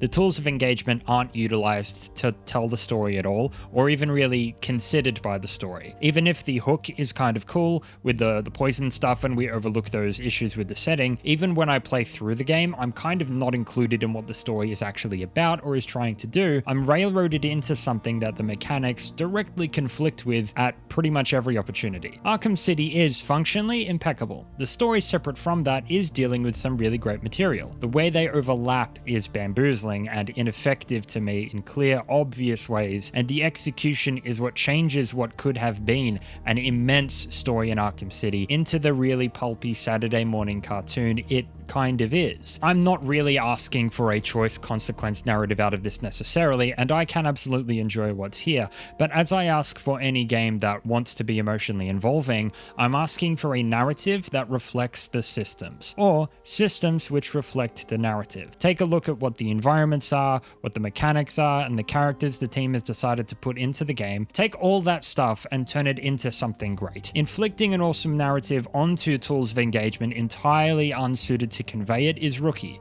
You need to write underneath this to support it, not impose a will on top of it. What Arkham City does is quite clearly provide a story which refuses to play along with any other part of the game, with any part of the engagement at all. The pacing of the story doesn't manage to string the environments or characters together in a cohesive or even sensical manner, and the systems don't feel as though they're conveying the emotions that the narrative would require for honest investment, and we're ultimately playing a game with a story and with design that doesn't agree on what the overall experience is supposed to be. So I want to talk about the poison in a minute, but on Batman's killing or no killing and making that an element in the gameplay, as it is eventually unveiled as being rather a central theme in the game, we'll need to address the elephant in the room, that being that functionally, Batman does kill in the Arkham games. Mechanically speaking, it achieves the same ends, and while I'm playing, I'm not really asked to consider the difference in a moment-to-moment scenario. I never really have the option to kill, the game covers my ass for me on that. A magic rope will appear on someone's ankle to stop them dropping to the ground during a ledge takedown. If they fell the whole way, it might look like they died, but it's the same shit, and we all know it. We all love to meme about how Batman does or doesn't kill, and how certain moves in this game look totally lethal, especially if the game's bugged out. If you like, you can say it's a bit of a sticking point with the whole series, that Batman's no-killing rule is consistently contradicted by common dang sense. However, I'm often willing to grant the benefit of the doubt here and let this go, because in an interactive medium, it's a very difficult thing to address or design for. I know if I was on a team, I wouldn't be bothered about it. I don't know how you solve the problem without fundamentally changing the way the game operates, which isn't really useful analysis on my part. And I'm willing to overlook this for the sake of fun most of the time. It'd be completely unreasonable to ask the whole game to be written off because it kinda looks like Batman kills folks. Even with the Batmobile in Arkham Knight, yeah, it's easy to run over folks on the road, but truly, what can you do to solve that problem while keeping this gameplay here? I've got no idea, so the solution is for me to ignore it. It certainly doesn't help that a major thematic aspect of the story and the character is kind of undermined regularly by the way the game plays, or at least not supported by it, but it's not an in-my-face kind of problem, and I'm usually fine with suspending my disbelief on this front. A way you can not solve but help this is by creating scripted scenarios where the option to kill is legitimately brought into light, or by properly highlighting the difference between how a villain treats people in contrast to what Batman does. It maybe doesn't need to be the case to have Batman walk around a room after every fight, put everyone into the recovery position, set their wounds, call an ambulance, make a statement, then peace out. But what maybe does need to happen is to show how other people's violence is much, much worse than his. That might be a dark suggestion, but it's something that Origins and Knight both do, I think, to a significant extent in-game presentation and in challenge maps with folks like Red Hood, but it's something that City doesn't always succeed at or keep in mind overall. Because Batman apparently kills Solomon Grundy, he apparently kills Clayface, Hugo Strange gets killed by letting some guy walk up behind him and stab him while Batman just kind of stood there staring at them both. You get to play as another character in the main story who doesn't kill. The game's tone is, again, quite light in the series, with a lot of villains not actually doing anything really terrible on screen a lot of the time, so it becomes kind of awkward to say that Batman's not killing is exceptional behavior at all, when it honestly seems pretty normal and so few examples of worse behavior are shown. I do think they try that a bit with Penguin, like he kills some guys on screen, but then you know, he also, over the intercom, taunts Batman by freezing a policeman's hand, hitting it with a hammer, and it explodes, and you hear the guy screaming, and it's just a little bit like... Do you have any drugs? Like heroin? No, that's no. 3 or 4 steps too far. No. Yeah, I mean, like, there's a balance about this. The best solution to this problem, however, is to not talk about how Batman doesn't kill, because it becomes a lot harder to ignore how little of that tension is explored or reflected in the design when the story starts making reference to it and trying to build a theme out of it, as Arkham City does, when there's nothing here to actually base that on. If there isn't any design in place to support this aspect of Batman, much less visual language that kind of directly contradicts it, your story isn't involving me or asking me to connect emotionally with this choice that the player character is making. I'm not being asked to actually make Batman's choices. I'm kind of being informed by the story ahead of time about what's gonna happen, as if I'm not here in control of him, inhabiting him. And if the story isn't making itself engaging, well, well then that's it, it's not engaging. Moreover, as I've stated in previous videos about Batman, if you do want to make a theme out of it, I think it's crucial that Batman's reasons for not killing be brought to light in a story which would like to focus on it. Hurting someone badly enough to cause them permanent physical injury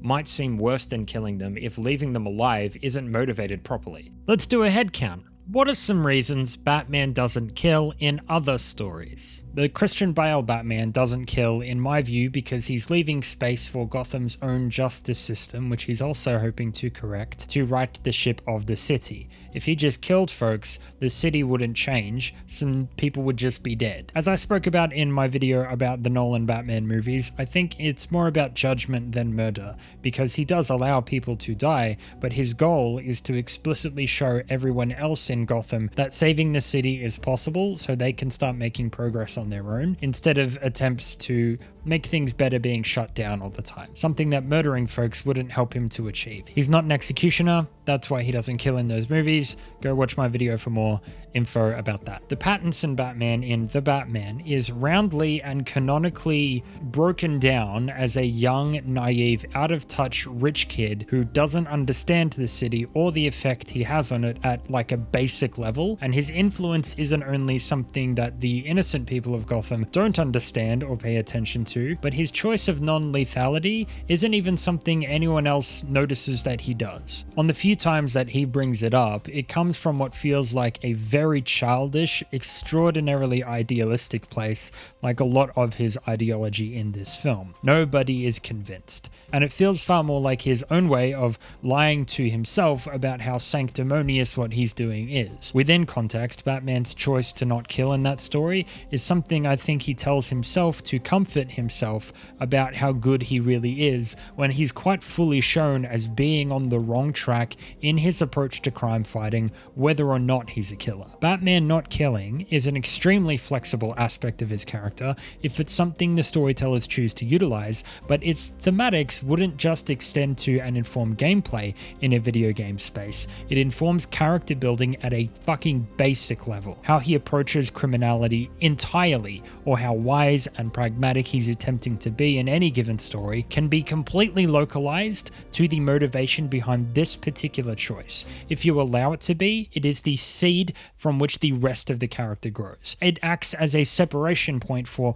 a whole lot of the most flexible things about this guy. And that's shown in contrasting the wild differences behind Bale and Pattinson's motivations for that choice, and how far different they are as Batman starting out in their fields. The funny thing about the Arkham Batman in Arkham City is that the game knows that he doesn't kill is a very important thing, but it still doesn't tell us why. It feels on one hand very aware that it's a super crucial thing about the character, aware enough to structure most of the villains and the themes of the game around it, but is at the same time choosing not to tell us what Batman's own feelings are on that choice. We see his obstinance about maintaining it, but we don't understand his motivation behind it. In what other circumstance can you find a game that feels so aware of what its main theme is that just doesn't talk about it at all? And on the occasions where there is a major villain who could theoretically be spared, Arkham City conveniently winds up killing most of them anyway. And because it's something that characters outside of him choose to make a bigger deal out of than he does, that choice loses out on the most important reason for its existence, which is to become a very crucial piece in the wider building blocks that tell us about Batman's crime fighting approach in general. If the game doesn't explain why he doesn't kill, so much about what he's even hoping to achieve in crime fighting at all, why he's doing what he's doing, what his end game is, and our judgment of whether the effect that he's having on Gotham in real time aligns with what he wants can't really fall into place. There isn't really any reason you should centralize Batman's no killing rule in the story aside from to talk about his approach to criminality. There isn't any other reason to do that. Your compassion is a weakness your enemies will not share. That's why it's so important. Let's go kill that son of a bitch. This creep too, let's finish this. No! Cross that line. You'll become just like him. Listen to me. Don't throw your life away. Scum, maybe. But even scum have families. It's too hard to cross that line. No! God almighty, no. It'd be too damned easy. All I've ever wanted to do is kill him.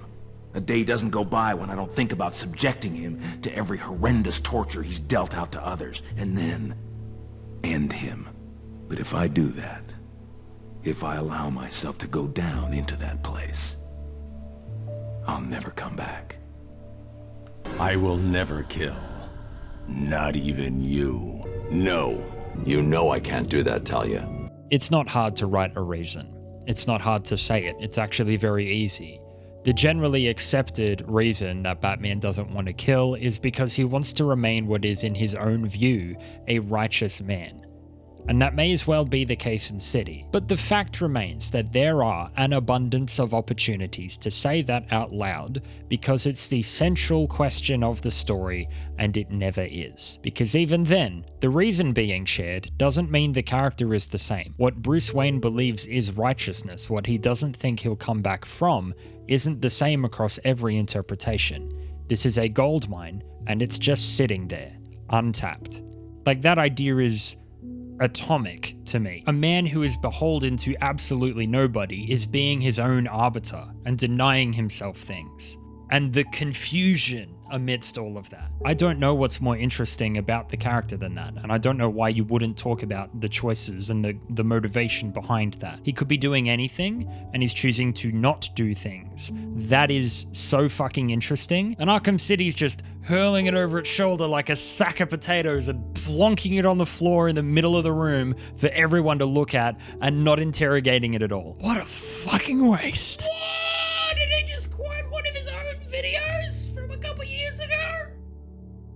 That's fun. Batman's relative silence about why he makes the choices that he does in his approach to crime fighting begins here, but it just basically ensures that we never actually get a real understanding of what Batman is attempting to achieve as a crime fighter at all in the Arkham series. We're supposed to just accept that this is something that he's doing. But when Arkham City and Arkham Origins are drawing such blatant attention to this one aspect of the character, it feels like the games entirely misunderstand what it's there for at all. Now, the people of Gotham don't have nearly enough a presence within the games at large. They're somewhat in Origins and Night, but they're not nearly present enough in the series as a whole for the games to really draw on them as a I'm protecting them sort of element. Batman can't really be doing what he's doing on behalf of the people of Gotham because they're just not here. The motivation for his choices kind of needs to be on his own behalf. You need to fuel his choices from somewhere, fuel the character from something that Arkham Asylum doesn't have, to the point where you can misconstrue this as being a really,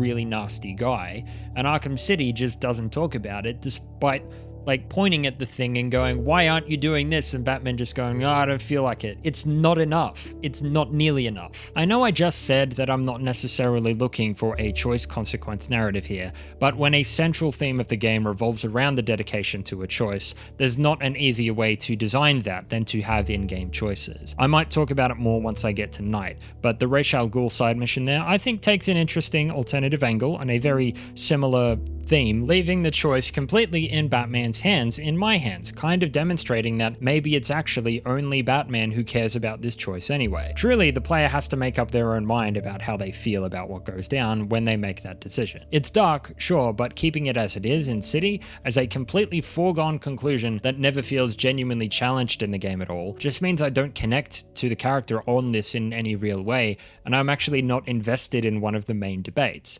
That's fine if you want to make a story that I don't care about. Arkham Origins seems to bring up the no-killing rule as an easy story route, and Batman's solution to being challenged about it is to kill a man and then revive him, like that means it doesn't count. But to its credit, the story tone of Origins is wildly different again, needs to be consumed very differently, and the villains in that story are far more aggressive and violent, and are presented much more scarily, I think. So the whole game overall paints this dilemma more effectively than City. Like, Batman Batman's no killing genuinely feels abnormal within this cast of characters. And again, in Arkham Knight, on the few important occasions where this choice is focused on, it matters that the emphasis is on how Batman approaches his fear of becoming a killer, not necessarily other characters challenging him about it. What I know in those situations is that Batman is scared of that choice, scared of firearms or killing because of how murders have impacted his own life, and the fear is what I'm being called to connect with, not the choice itself. It's a slight shift that I think gives Knight a little bit more room to breathe. Given the much greater story focus of Knight and its presentation choices,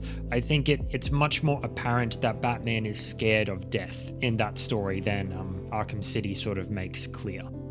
But maybe talk about your central theme for more than a couple of sentences. Much like with Asylum, don't rely on presumptions and external knowledge to explain literally everything about the core motivations of the characters, because you're currently trying to evolve and investigate a theme which is based on absolutely nothing. There's nothing about not killing in the design, and there's actually nothing in the writing either. Even being charitable, even ignoring how obviously Batman effectively does kill if we want to get technical, the theme's not a theme, because its presence is ephemeral. It takes up no space in my mind while I play, and even when Protocol 10 is going ahead, this thing that's apparently awful, its effect in contrast to Batman's effect is completely underthought. The game doesn't draw a clear enough line in the main story between killing and not killing to reap the benefits of that story theme to their full potential at all. Protocol 10 is an event that's built on how Batman theoretically opposes the mass slaughter of criminals. They're not innocent people, they're criminals. In order for the game to genuinely unite my desire to save these people with Batman's mission here, it needed to make me like the criminals, or understand why they're worth saving. But the design of the world requires the criminals to be thin enough on the ground for near constant confrontation with them to act as an engine for a lot of different systems, so if you like them, you're not going to want to beat them up, which is what the game's actually about. So where does that leave us? It leaves us with a game which is kind of aware that it can't actually engage with any of its themes earnestly, because that would deconstruct the entire point of the work. Yeah, maybe sometimes the criminals talk to each other about their worries, or how they like the Joker or Two-Face, or hate the other gangs, but it's really not much, right? The opportunity is kind of there to use Catwoman as a direct lens into the lives of particular prisoners, but it's not really taken. She's also seen as being outside of their sphere. There are political detainees who've been wrongfully imprisoned but are never named, and that plot is sort of dropped really quickly and are complete blank slates to boot. Feeling anything real, genuine about saving the people from being slaughtered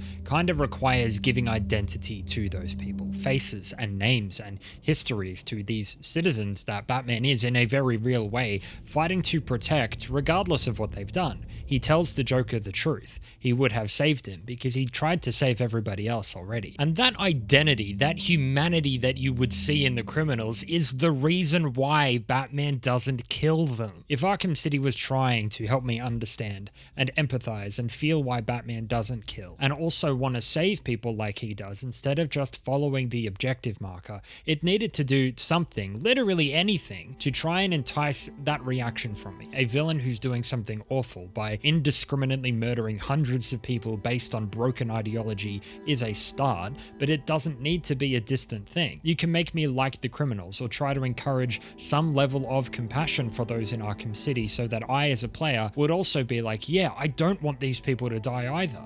But if you do that, you start deconstructing the actual point of the work, which is to have fun also wrecking their shit, smacking them in the face, and then never seeing them again. This ties in with Batman's no killing rule, because that Batman doesn't kill isn't what makes him a hero. He still needs to save people. That he stops bad people doing bad things isn't what makes him a hero. He still needs to save people. He still needs to then give them a second chance. There needs to be somebody to give that to. That he saves people from each other and themselves is ultimately more important than his resistance to lethality. And Arkham City doesn't really give me anybody to care about saving other than Batman himself. Batman's rule against killing isn't really a story on its own. It's the starting point for character building for Bruce Wayne, the starting point for what kind of crime fighter or man he is trying to be, for fleshing out the villains in contrast with him, for the justice system that he's superseding or working alongside, for the everyday criminals that he's fighting against and the bigger puppet masters behind them,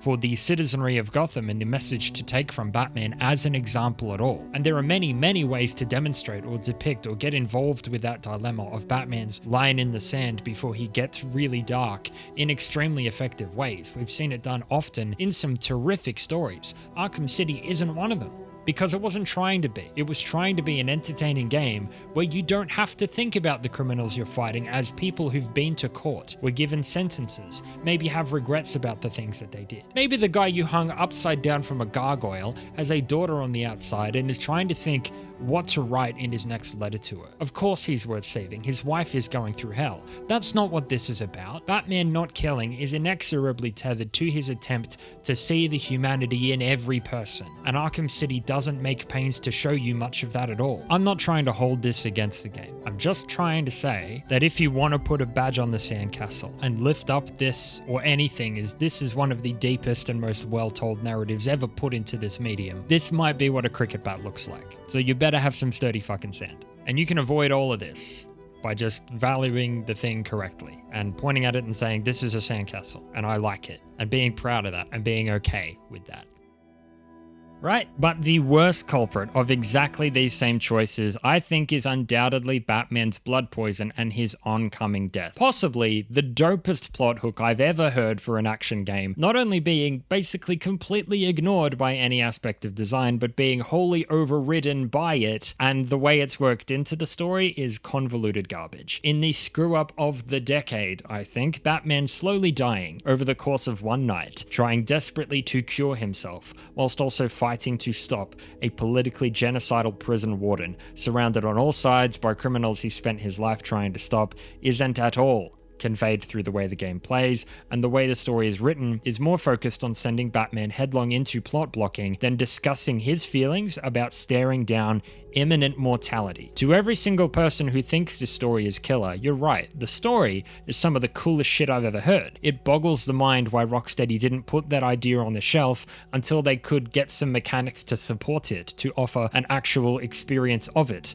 Because I'm talking about a story which revolves quite centrally around a character who is dying and becoming weaker over a course of a matter of hours, a span of time which can be simulated accurately by the game, but it's placed into a game which involves an experience bar and a leveling up system, a system which allows a player to obtain and unlock new, more powerful abilities as you play, methods to increase the size of your health bar, be more effective in fistfights, move more quickly throughout the city as the night goes on, etc, etc. Literally, just turn it around. Start the game with everything unlocked and have a de-leveling system which forces a player to lose abilities while Catwoman continues to grow in strength. Make me choose which of the extremely cool things I can do as my dope character is something his body can no longer handle. Because currently, and I hate that I'm finally about to say this unironically on my channel, but the progression system of the game in the context of this story is the most open and shut case of ludonarrative dissonance you could probably ever think of. Every single time you get a new ability,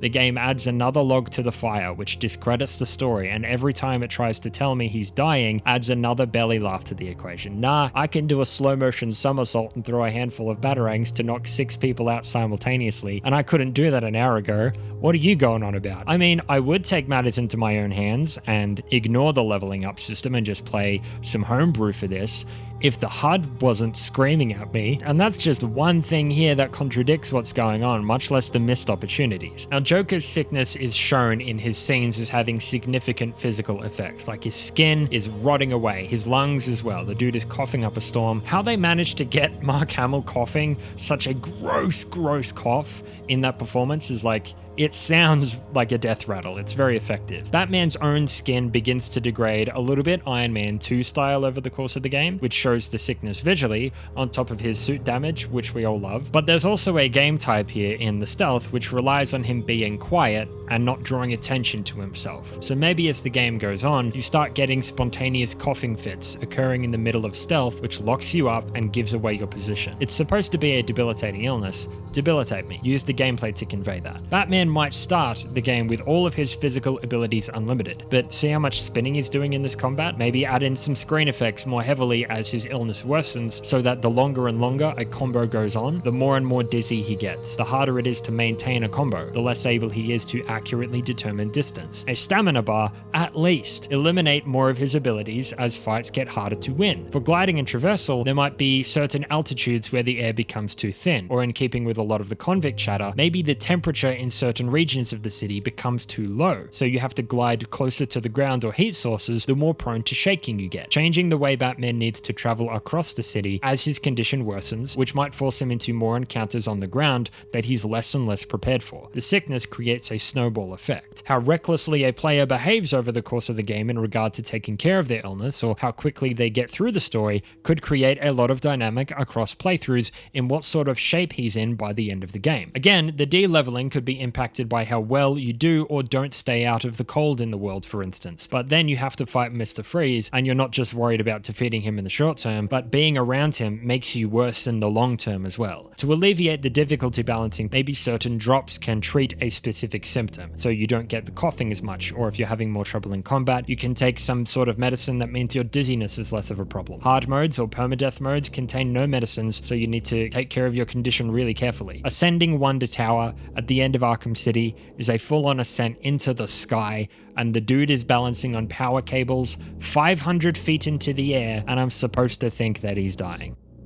Nah, dude just forgot his Aesop skin routine that morning. That Batman's arc in the game is to be facing death, and no system of the game is designed to convey that, isn't just a missed opportunity to me. I don't think it's just a fatal flaw for the story, but it's just such a useless choice to me. You lose so much narrative gravitas, so much character, so much potential by ignoring the story there, and you don't really gain anything in exchange. There are side quests here after the game is done. That's time a player can regain their abilities after being cured. Time to re-establish their power as Batman, making him so much more human within the main narrative and still getting the best of progression systems all the while, and further encouraging a player to interact with side content to gain back what they lost. Now, I understand the power fantasy of Batman quite well, that we love the idea of inhabiting someone who's at peak of physical human perfection while still being a regular guy, and that debilitating him is kind of the opposite of what we go to a Batman story for, but that's exactly why it's so interesting. That's the potential story that Arkham City walked away from. I'm also a player who loves progression systems, but could you imagine a mainstream game in 2011, the same year as freaking Dark Souls,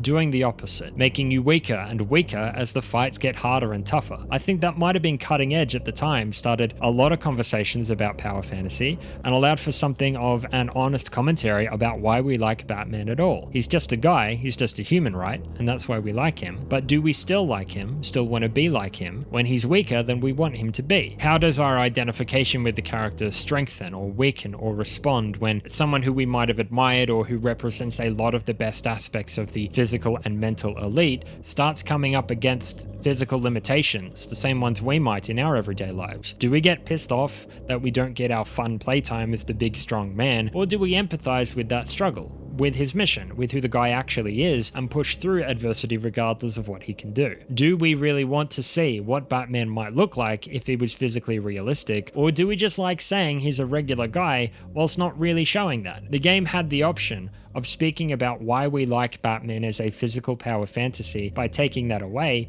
and it didn't tell that story. Ignoring the no killing, ignoring the setting, ignoring anything else about the narrative, Batman stumbling to his knees a couple of times and getting a little woozy isn't a good exchange for the story we didn't get with this element alone. Maybe because Rocksteady or Warner as a publisher were too scared of going against conventional wisdom, the most promising element of the narrative isn't supported by design anywhere near as extensively as it needed to be for the game to be even 5% of the story it had the potential to be. The first obvious way around that, and to maintain the game that's here, is not to write a story where Batman is dying. Even if the game is seeking to be entertainment first, if you're not wanting a game which has a narrative which calls for design support this crucially, change the story. Removing the element of Batman's poison changes the reason that he goes to some environments. Without the cure as a MacGuffin, the thread changes, but there is a lot more going on moment to moment on this story, obviously, than just this. I think it's the best thread of story, no doubt, but if you're writing a narrative which conflicts with what the gameplay conveys all of the time the player is in the story, there's an obvious conflict that's hard to ignore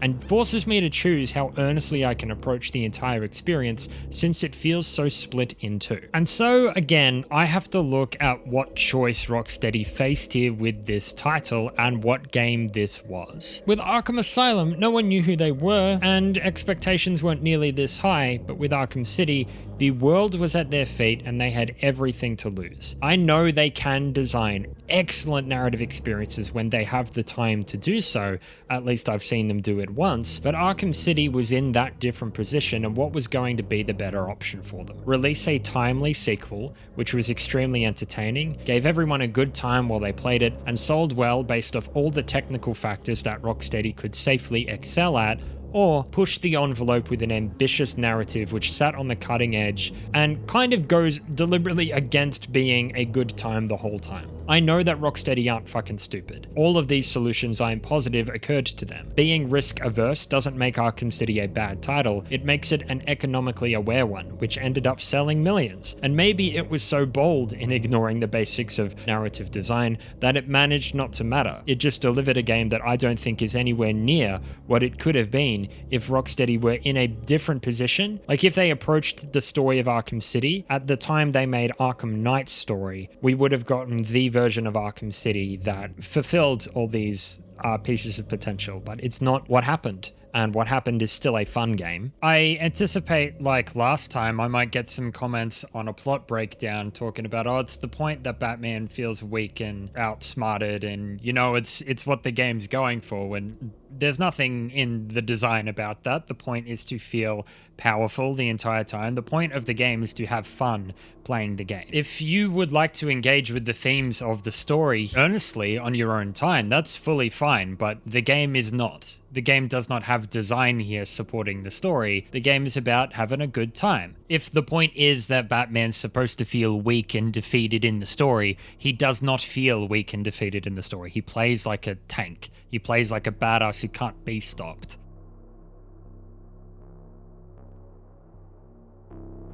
The League of Assassins section in Arkham City is the closest we come to seeing both Batman's resistance to killing and his poison actually having an effect in the game, and is also basically the section on which most of the major themes about Ra's, Joker, Talia, and Batman rest really late into the game. So I'd like to walk through this whole chapter here, discuss and describe what I think is going wrong in detail, and how it affects the remainder of the story. Even though the game story is actually very short and condensed, and this is a fair chunk right in the middle, the opening of Arkham City I think is really, really strong. And if you ask me, it starts to fall off that strength when Batman arrives at the Natural History Museum. But by the time he's walking through Wonder City, any semblance of what this story was setting itself up to be, the detail and the size and the intrigue presented in those first excellent moments, is basically completely gone. So quick recap on what happens here. Ra's al Ghul leads the League of Assassins, an ancient order who kill criminals, and Batman needs to find Ra's al Ghul to get a sample of his blood, from which he'll extract the Lazarus enzyme to complete the cure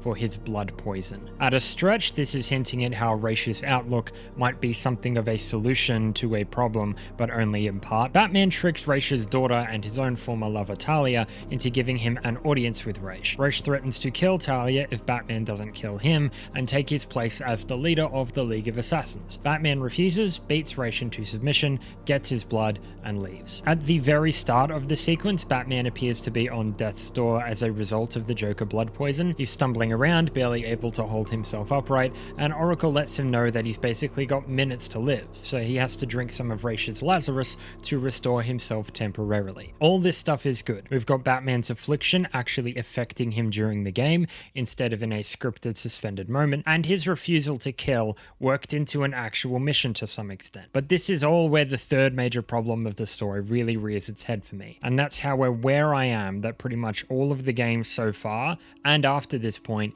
is Like, the quest structure is stringing Batman along with things he needs to fetch because of his being poisoned, instead of giving me quest objectives that I actually care about. Even before Batman is poisoned, he's looking to find Catwoman, who's nearly killed by the Joker, so he goes chasing Joker for nearly no reason. Reminder, he also only sticks around in Arkham City because Strange says Protocol 10. Given how manipulative Strange winds up being in the collectible interview tapes, it would make sense that his leading Batman to get caught in the middle of other people's fights was intentional, but given how Protocol 10 doesn't go anywhere, Strange knowing Batman is Bruce Wayne doesn't go anywhere, and Strange is completely supplanted at the last minute anyway after he's been prattling for 12 minutes, the way the character is built up and arrives on the scene is probably a microcosm of how strongly the game starts but ultimately goes nowhere. Strange doesn't do anything in the game, despite apparently wanting to send Batman headlong into trouble. You learn more about Strange and what he's doing in those collectible interview tapes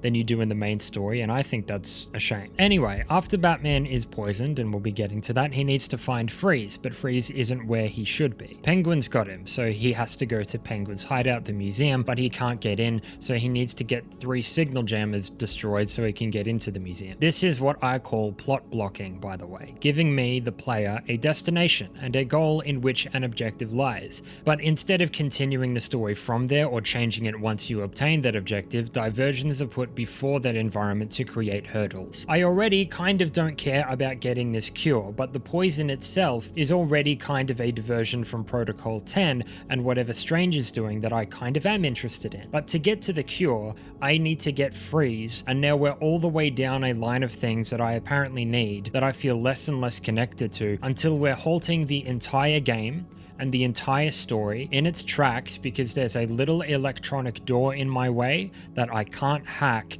because of reception problems. Plot blocking. It's shitty and annoying and boring, and it's Arkham City's bread and butter. The entire plot is this. The poison is built on this idea, so is Freeze's having been moved in the first place. The entire plot is this. Once he's inside the museum, he has to get Freeze, then he needs to get Freeze's suit, then he needs this enzyme thing from Raish, but to find Raish, he needs to catch and track down this one League member, then follow them. Then he needs to piece together some videotapes from some 19th century robots to get through a door, as if that makes any sense, to get to Raish's hideout in the first place, and it's not the last we'll see of this either. Then he needs to do the trial of the demon, then he needs to take the blood back to Freeze so he can make the cure, then after he obtains the completed cure, he needs to fight Freeze, chase the cure back down to the steel mill, which is then bombed, and after that he has to go fetch a code from a helicopter to unlock another door, which he ultimately doesn't end up needing to go through because the Wonder Tower elevator is located somewhere he's already been, so what was the point of getting the code and the helicopters? But he detours through Wonder Tower to stop Strange, so now the initial plotline is acting as a diversion from this subplot before chasing down the cure again, having to fight Clayface, whoever the fuck that is, and finally getting the cure at the Lazarus lab underneath the Monarch Theater somewhere he was 2 hours ago. The very first mission is Catwoman breaking into Harvey Dent's safe in his old campaign office to find a map to get to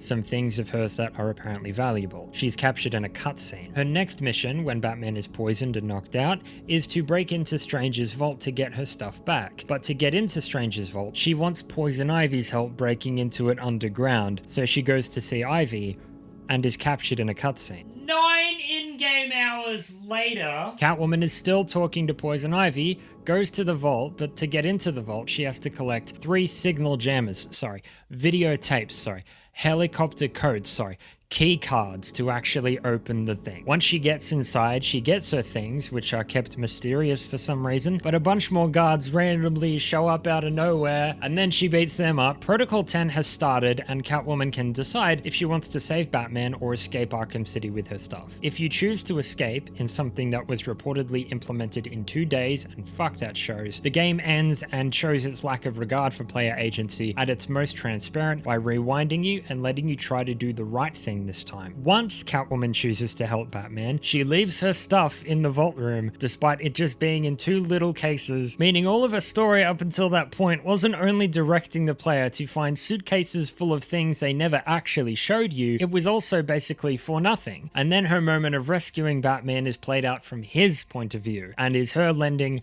a little bit of a bench press to help get some roof off him, that apparently without he would have died. No matter the character, you're chasing something the entire game, and the other half is sending you in loop directions to get some code or video or enzyme or speak to another character or something else to make this very simple solution to a problem which doesn't exist somehow move even further away. The sickness doesn't affect the game, and I'm never shown what Catwoman's belongings are, so how do I possibly connect with the mission when it's stretched so far? I'm now fighting a resurrected swamp beast about it? What? It's just an annoying story. Not only does the belayment through the signal jammers and the plot blocking, meaningless Catwoman missions and Batman generally being strung along all the time not appear to be an effective way of fleshing out the characters, because the story feels like it's in a constant rush and is needing to twist and throw you for a loop every other minute. It's plain not interesting either. Playing through the actual plot moment to me always feels like the game is in the way of something. My focus is always being directed to a carrot on a stick that I regularly forget about, and to which none of the boss fights, character moments, or locations feel really relevant. Not even the game's best moment is particularly well motivated. Anyway, I was talking about the League of Assassins section, so let's get back to that. Besides how we get there being a fetch quest that I'm not interested in, the League itself is murky and not super fleshed out at this time. Batman having a history, having a rapport with this ancient cutthroat order is pretty essential to why he's allowed to basically cut to the chase and rush through all of their lore, but what's actually happened between them isn't really clarified. I want to make this really clear again, even if the answer is out there somewhere, even if Arkham City tells the story of Batman's history with the League of Assassins in the Arkham City stories, or in some notes you find, or it's inspired by an external comic, even if it's out there, that doesn't mean I care about it now. That doesn't create emotional investment in the story now. This is the main plot. I'm not trying to read essential fucking information in a goddamn collectible. I'm not trying to find solutions to plot holes about characters. I'm trying to feel involved and invested in a story which doesn't seem to know the difference between expedience and straight up skipping the story. Even if Batman and Ra's disagree on how to deal with crime ultimately, they could still agree on the need to address crime itself and talk a bit about that. But there's not much character depth explored between these two through that lens or how they reflect each other. Ra's is just a really thin character in this game. This would need to be solved in dialogue. It's implied that Batman had been affiliated with the League previously or trained with them, but for now it might register at least subconsciously that even if this is said to be Talia's personal guard, every recruit here is a woman, and it seems like an entirely female fighting force except for Ra's himself, so how Batman came to be inducted in that fold isn't really talked about. In addition is how murky Bruce Wayne's past with Talia al Ghul is beyond a tryst in Metropolis in one single line of dialogue, which acts more as a nod to Superman than it does as a basis for a relationship between the two, and doesn't even register as an attempt to endear her to me as a player, while the camera does its best to expose her chest, arse, and midriff as often as it can, because it would rather have its 14-year-old male demographic leering at the screen than actually paying attention to anything she's saying. Maybe it needs to be said that the entirety of this sequence takes place in the ruins of Wonder City, a buried city that Gotham is built on top of, which Ra's built in the 19th century after discovering Solomon Grundy there. Solomon Grundy is a somehow electrified man creature infected with the chemicals from the area he'd been dumped in after being murdered, which Ra's soon discovered and named Lazarus, a substance he then worked on to purify into a fountain of youth, experimenting on Solomon and continually reviving the unkillable creature until Lazarus was perfected. Wonder City itself was built by Ra's using slaves from his home country, robots he invented, and built to be a utopia free of crime, which ran entirely on Lazarus as a renewable energy source, which you can sort of see here. Ra's continual experimentation with his Lazarus pit, which requires an immense amount of electricity to operate, something he built Wonder Tower to help with, ended up having chemical side effects on the residents of the city, driving most of them insane and leading the city to be actually abandoned sometime after. However, I am going to give the visual teams props for this. It seems obvious now that I think about it that the lightning creature is a call ahead to the lightning rod that Wonder Tower acts as to power the Lazarus pit, and how the whole resurrection or things refusing to die is a really prevalent theme visually here. The hero who represents good, struggling for his life, while the evil all around him persists and even conquers death itself, is really fucking sick. The evil takes whatever form it has to survive. Again, the story itself is badass, and on paper, and it appears art-wise as well, is dealing with some really awesome themes and ideas. Seeing this thread of Solomon Grundy finally line up a bit to me after years of not knowing what the hell he was even for is really cool. But then again, It looks like a sword fits here. Let's not get away from the point. Let's remember what the game is. Bring out the defendant! You certainly know how to keep a girl hanging, Harv. The story and the art is metal as hell. The game... Ooh, aren't you scary? You're about to find out. Am I really?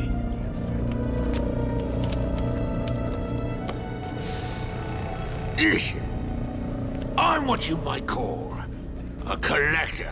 Get over there! is really stupid. He needs medical attention. Now! Just very dumb.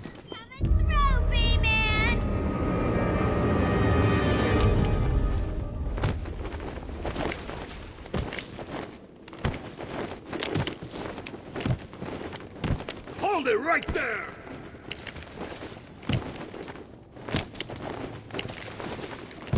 You shoot!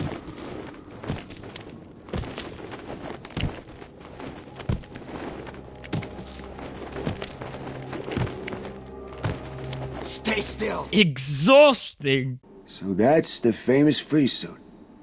Unfortunately. Oh, what are you doing? When I leave here, wait 10 minutes. Then get this over to Freeze. You know, I'd love to help you out, Batman, but from a logistics angle, there is no floor in that room. There is also a large, scary shark in that room, and the corpses of like 9 of my friends. So I hope you would understand if I would really just rather not. Now, with that having been said, what I can do for you, my friend, is tell you that I am very concerned about the amount of blood I am seeing coming out of your elbow right now. I think there might still be a shard buried quite deeply in there. Do you need to sit down? Do you need a nap? That was such a dumb fucking thing to do. The resurrecting lightning creature epicenter of those themes spawns little lightning mice. You climb on top of him like Kratos in the Bridge Keeper and immediately never talk about him again. Now, despite how awesome a lot of that is, the ruin of Wonder City as it's shown in Arkham City is little more than what seems to be deliberately confusing hallways in a public market to make a little collectathon with these robots take longer than it needs to. In a rare case for Rocksteady, it seems even despite the rich history of Wonder City in a lore sense and the role that both Raish and Solomon play in the game, almost all of this information might sort of be undershown in the environment. At best, it's undersized, and almost all of the history of this strange city doesn't feel super relevant to much else that's going on. It's a side note, but the presence of Wonder City in the game feels substantially underdeveloped, and I'm surprised how unremarkable the impression a lot of it leaves on me is in comparison to how extensive its history and lore appears to be. It's just a bazaar. Behind the door that hasn't been opened in centuries is just what feels like should be the entrance to a much larger place. But even so, in the story, the League and Raish are apparently in order with limitless financial resources and political influence. Their fingers in every pie of Gotham, infiltrated every level of its infrastructure, and placing the entirety of their order's presence in Gotham in a couple of badly maintained hallways connected to off-shooting drains kinda conflicts with how powerful they're supposed to seem in comparison. Again, the League doesn't feel like or isn't presented as something that I should be particularly worried about. They're not difficult to defeat. I mean, that is interesting, like an ancient order who are kind of shit at what they do, but that's really funny. But that doesn't seem to be how the game sees it, eventually portraying Raish as a devastating mastermind who's super scary, whilst putting to the side doing anything with the idea of how dastardly Strange was on his own. As Batman is entering this environment, we see him visualize the opening of the gates of the afterlife, signaling with just the right amount of subtlety how close he is to Carcanet and becoming Ben Foster in X-Men 3. When control returns to Batman, he's told it looks like he has minutes to live and is barely able to hold himself upright. So let me set a timer here for a half hour. I'ma just walk out of the room. I'll be right back.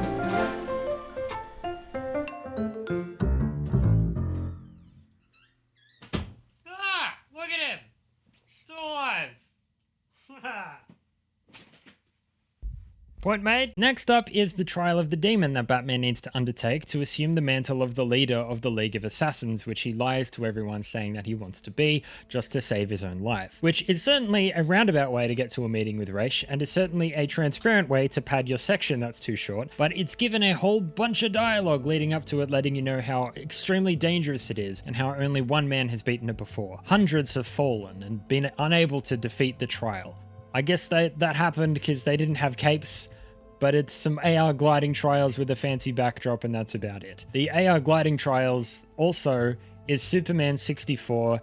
It's a full-on joke, but Batman needs to take a shot of Lazarus to undertake the trial, and so begins to hallucinate it. Now, I understand that the Scarecrow sections in Arkham Asylum were really popular, and I see why Warner or Rocksteady wanted to have something similarly trippy in this game, so I'm not going to hold it against them here. I think the Mad Hatter side mission does it visually in a way that I prefer, but in Asylum it was obvious that Batman was still moving through the world, as if it had been contorted by Scarecrow's toxins, something that Knight doubles down on as well. You end the encounter in a different location, or the geography, presence of knocked out hostiles would line up between the hallucination and the real world at least a little bit. In City, what's happening inside the world while Lazarus is affecting Batman isn't really clear because it's blatantly going for a more spectacle angle. At least on PC, this still looks fucking fantastic. And while it's a really good way to hint that using Lazarus affects someone's personality afterward, as it will with Raish in just a few moments, it's unclear why envisioning this would make someone aggressive. So visually, I think more could have been done during the sequence to show Batman how Lazarus affects someone's mind in an undesirable way instead of just some ice pillars and weird Sandman. I understand that the Lazarus, like the adverse effects of it, build up over time. It's spoken about in dialogue, so I guess I could let that go. There are some moments on these pillars where they grow up again that I expect are acting maybe as discrete loading, where Raish speaks to Batman about the League a little bit and what Batman might be doing when he becomes the leader, quelling the evil that's destroying the world or some such hand-waving nonsense. But to me, it just emphasizes how necessary it might have been to slow the game down here and expand on some of the stuff that I've already mentioned. It's a really great opportunity to go into flashbacks to Batman's training years and allow a player to play as him when he first realizes what he wants to do with his mission, decide that he doesn't want to kill, play through a sequence of him running away from the League to begin with, all that stuff. There isn't really a better opportunity to discuss Batman's reasons for not killing, or really all of his motivations at all, than this sequence and talking about the genesis of the Batman character, and it's just not taken here. The trial of the demon ends up being another piece of plot blocking, another basically useless piece of padding in a diversion that means basically nothing before Batman gets out of the trial, and because he's drunk some Lazarus, feels pretty good now. That could have been a mechanic. If Batman's really struggling, or if a player's really struggling in a certain encounter, you can take a shot of Lazarus, like a gadget on your belt, to temporarily alleviate yourself of physical limitations placed on you for a limited time, but experience side effects afterward. Anyway, after the trial, Batman comes face to face with Raish, this great fearsome leader, who, just like apparently every other villain in the game, takes the opportunity to bluntly monologue his entire MO to introduce himself to a player. It might be a good moment to learn a bit about Raish and his personality as a charismatic leader if every other villain in the game didn't also do something like this. It will be my legacy. Your family destroyed mine, Wayne. The only way to get by in this place is to get ourselves some respect. Beer. That's how we get respect. Take my blood, for example. I wish somebody would.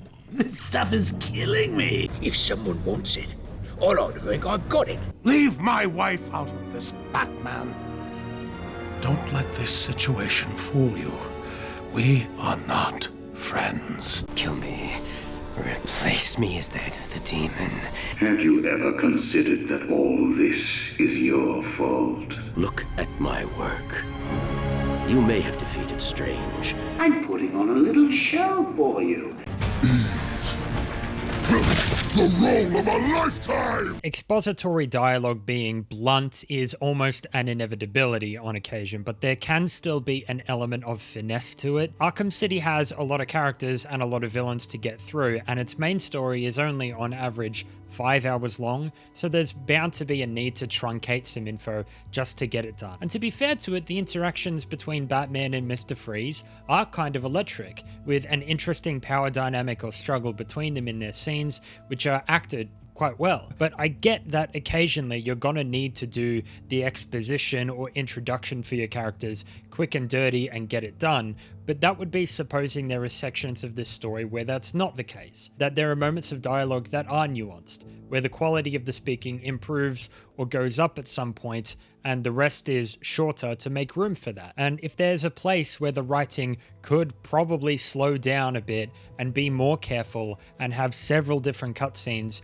it's in the League section. Messy exposition should be the exception, not the norm, but then I'd be miscategorizing what kind of game this is, which introduces one of the major villains in his boss arena. However, to reiterate an earlier point, since the voice acting across the whole game is pretty strong, at least for the major characters, I do think the additional voice acting, it's very hard not to notice that they all sound like just the same pool of 4 people. The major characters are all voiced really well. I think there's a bit of a different reason why the Freeze and Batman dynamic feels better than most of the others. It starts off on the right foot because the scene where they first interact, where we're introduced to Freeze, is one of the very few in the entire game where the physicality between the characters tells as much of a story as the dialogue. They're not both standing still. One is not tied to a chair. There's a power to how Batman towers over Freeze while he, exhausted, stumbles and can barely stand up. Batman wrenches Freeze's cold fluid from his chest and then throws it casually behind him.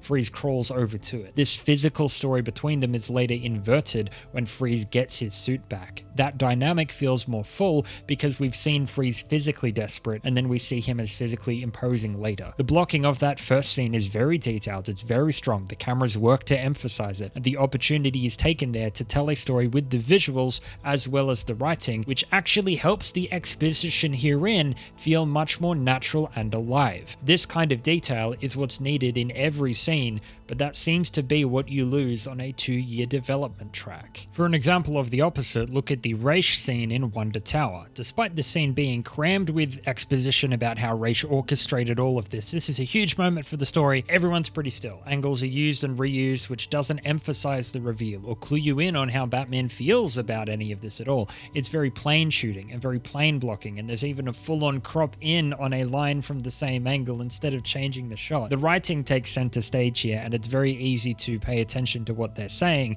but nothing visually is going on here to create emotion to the scene. And that makes the scene and that makes the exposition less interesting because no one here is really physically reacting to what's going on.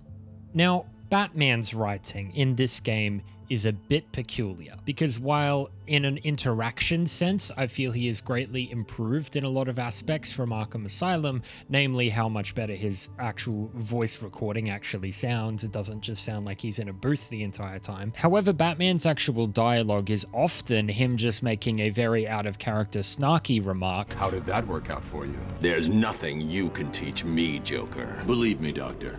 When someone takes a swing at me with a pipe, they don't get the chance to apologize. Or simply saying something that's for the audience's benefit and not real dialogue at all. You know, something like, I'm going to calibrate the cow's vision mode, or I will download some municipal codes. Like he tells this to Alfred or to Oracle, who has no response to it. It's just for the audience to know what Batman is about to do, so Batman has to tell someone else in the world. It's kind of the most thin sort of dialogue you could find. It's barely justified. It's very, very close to an actual fourth wall break. You do realize that you will actually die if you don't get this cure soon. Thanks for reminding me, Alfred. I'm in a police building. Cobblepot's obviously bribed some official into giving him the lock codes for the municipal structures. I'm downloading the unlock codes right now. I don't wish to worry you, but it is the middle of winter out there. I noticed. I've calibrated the cowl to track heat signatures. I'll find the coldest point in Arkham City.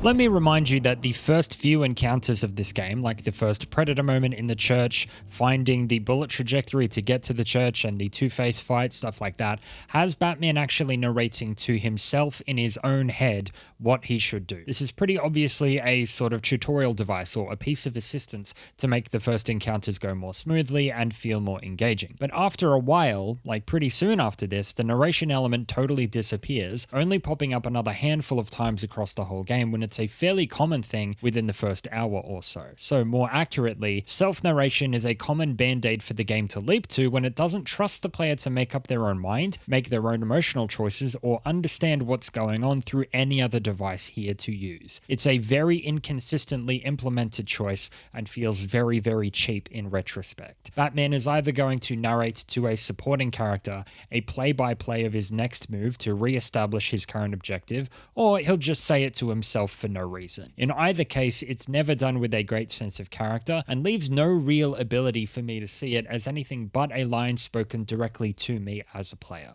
Would you like another example? Do you want to know something funny? It looks like a sword fits here. And this makes the character feel inconsistent and lifeless. He's closer to a player avatar. There's very little going on with him as a character. I get that it's badass to not have him flinch in the face of danger, but it's also inhuman and makes him less identifiable. What it doesn't do is make the moment at the end, while Protocol 10 is happening and hundreds of people are dying and he decides to go and chase Talia instead, where he needs to be kind of convinced and a little bit blackmailed into saving people's lives by Alfred and Oracle at the same time, and then begrudgingly, like reluctantly drags his feet to go and do it like a teenager who's being told to clean their room. Feel any less fucking stupid than it always did. What I mean is the flip-flopping this character's allowed to get away with in the story is ridiculous, but how do you judge if something's out of character when the game never tells you who the character is, right? The guy had a bomb dropped on him, and his immediate response upon being saved from death was to flirt with somebody else and then ignore the mass bombings taking place. And people think this is the greatest game of all time? No. Even while shutting down Protocol 10, while apparently hundreds of people are dying, he doesn't really express any grief at the murders short of lecturing Strange after it's finished. You know, it's just a little thing, but it's something that in the Ace Chemicals mission in Arkham Knight, for example, happens when he finds one of the workers is dead. He's like, fuck, damn it, why didn't I stop this? None of that's here in City. He just, you know, puts Strange's head up against a window and is like, look at what you've done. It's hardly enough. I mean, listen to what Batman says as soon as Ra's al Ghul has died. Hugo Strange and anyone he incapacitated in Wonder Tower has been exploded, and Protocol 10's finally been stopped, but only after at least a reported 22% of prisoners who were there have been killed, while Talia is still with the Joker and he's still about to die. Listen to what Batman says while in this disastrous situation he would naturally blame himself for. Where's he now? Let's just say he's going to need a trip to a Lazarus pit. He makes a snarky joke. This is a badly written character. Don't at me. So when Batman is having his face-off with Ra's, it's just a glimpse into how many moments where Batman's own dialogue works very hard to not make sense at all, or fit with the scene very well, or the game doesn't place any importance on the dialogue, and that's the kind of character who is in this situation. When Ra's restores himself using the Lazarus, Batman also begins to hallucinate again for no reason, again placing the world on hold for spectacle's sake, which is, you know, the kind of game that this is. The Ra's boss fight happens, and it's super cool. But then Ra's takes Talia at knife point and then says if Batman doesn't kill Ra's, he'll kill his own daughter, the only person Batman's ever loved. Putting aside that Talia is a capable warrior and could easily take care of this herself. In fact, she deals with a very similar situation perfectly fine later on. And putting aside the idea that I would feel nothing if she died, in fact, I feel nothing when she dies, Batman reprograms a Batarang on the spot and piffs it at Ra's as the ultimate I won't kill. This ridiculous shit is how the game asserts that Batman won't kill, and this is how the player participates in his resistance to it. Now, maybe you don't think this is as freaking stupid as I do, but I think it's pretty obvious this is not a choice. Killing is never on the table. The game isn't investigating this in anywhere near a serious fashion. So it feels more like I'm watching something happen than something I'm involved in. And the game is blatantly more concerned with giving me a new gadget and upgrade right now than telling its story with even a hint of sincerity. Even if this line of dialogue, "You should have killed me." Yes, he should have. What kind of a man sacrifices his own daughter? Puts forward the idea that maybe Batman should kill because it's more effective or something. The rest of the scene it's placed in is so laughably cliched, I wouldn't be able to take this seriously if you paid me large sums of money. And you You lied to me. I thought you loved me, Bruce. I thought you were ready to join our crusade. Talia, Don't! You two deserve each other. Zoomed out, Batman infiltrates the League of Assassins. He found their secret base of operations, including their extremely secret source of immortality. He lies to them, attacks their members, destroys and humiliates their holy commander, blasphemes their sacred rituals, and pisses off their warrior leader, and then everyone just up and disappears, even though the rest of the assassins had nearly killed Batman just for saying Raish's name not an hour earlier, and this is the force who built the entirety of Arkham City in the first place. This is supposed to be a sequence on which the themes of the game lie and are brought to bear. This environment is also the one where the game ends, but the game is so uninterested in investing in any of this long term. In moments, none of this has meant anything at all. The only reason this stuff resurfaces is to use Talia as a plot device later and to mention that Raish is the mastermind behind City before he dies in one of the most spectacularly underwhelming and pointless twists in a game full of inadvisable turns, which complicates this even further, and I don't know how many times I've just said it, but really undermines Hugo Strange here. So what happens after this? Well,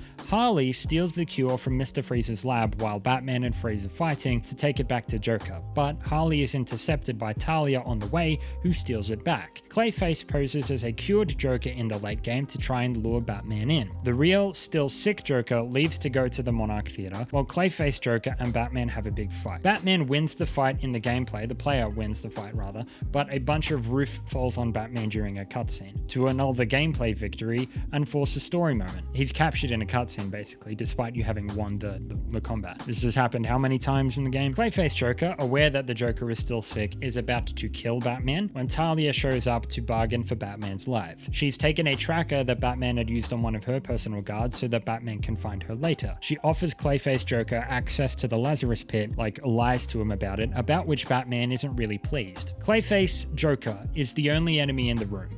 Talia is carrying a sword, which she uses on him later. Batman needs help, currently without which he will die. She also has the cure with her at this very moment. Stab him! Give him the cure now!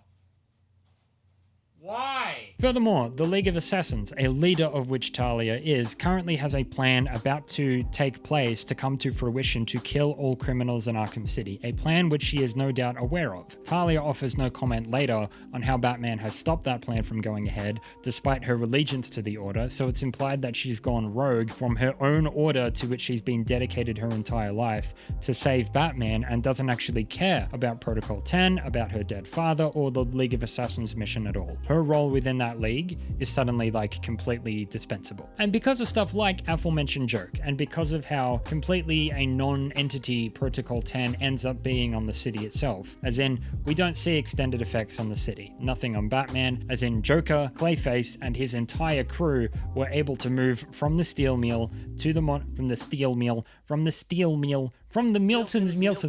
steel mill to the Monarch Theater while Protocol 10 was happening. Joker's had 10 snipers placed outside a cinema on rooftops.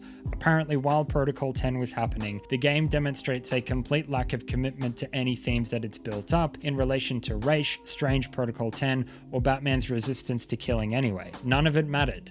There's some damage to the museum, but everyone significant is alive, the prison remains completely operational and structurally sound, and even post-game, the prisoners still seem to be more concerned about the weather and food than any of them who were just killed by the state. I think it's pretty obvious they just wanted to go to the Monarch Theater, because Crime Alley's behind there, and that's where, you know, Thomas and Martha Wayne died. It's just a cool environment.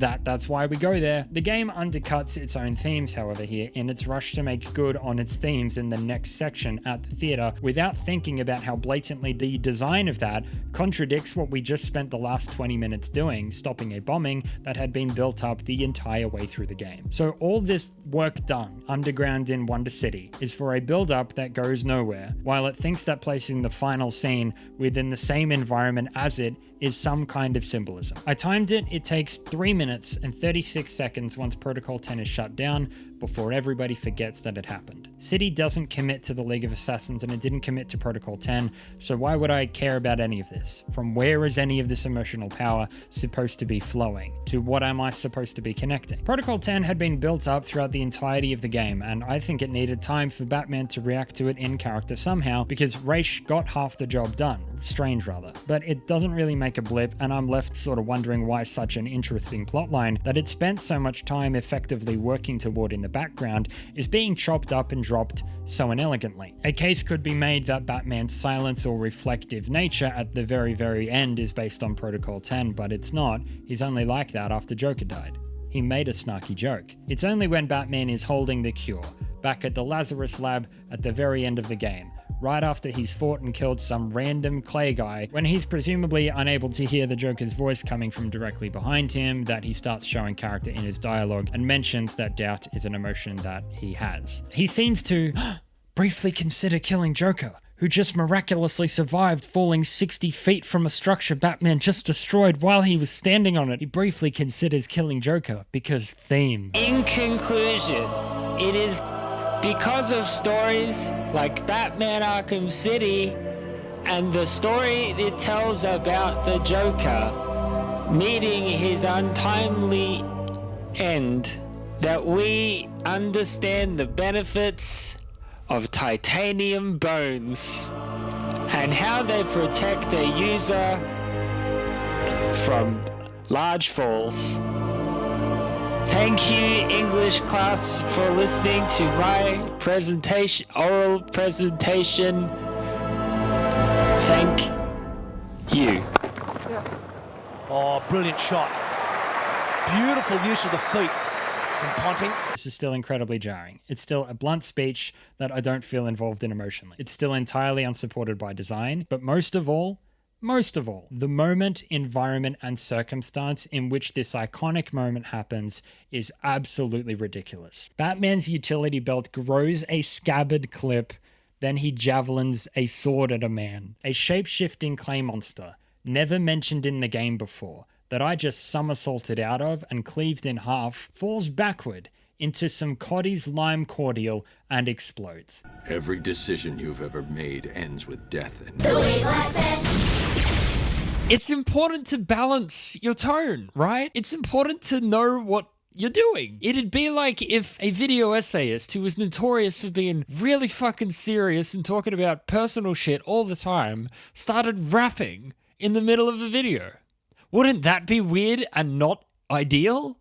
Huh. Even with a plot intact, which it doesn't have, Arkham City is more concerned with moving the plot along than with telling the story. And taking the Joker's death following this as anything more than a nice touch doesn't make sense to me. There still isn't really any time spent fleshing out the Joker and Batman's relationship before this, for instance, with the same problem of Asylum hand-waving some off-screen history between them while still relying on that relationship for narrative substance. This is the very final chapter of a story that's been going on a long time, and it's powerful in that light, but it's not actually here. The Joker calls Batman up throughout the game, leaving cryptic messages and talking about how he can't get through to Batman, and to me it's just pretty obvious this was a way, just like all of Clayface's involvement, to inflate how important Joker was to the story and remind you that he's a factor when he doesn't really do anything and is rather easy to forget about in the grand scheme of things. Taken as it is, the story between Joker and Batman in City definitely sees improvement on an interaction scale. This Joker, when he's here,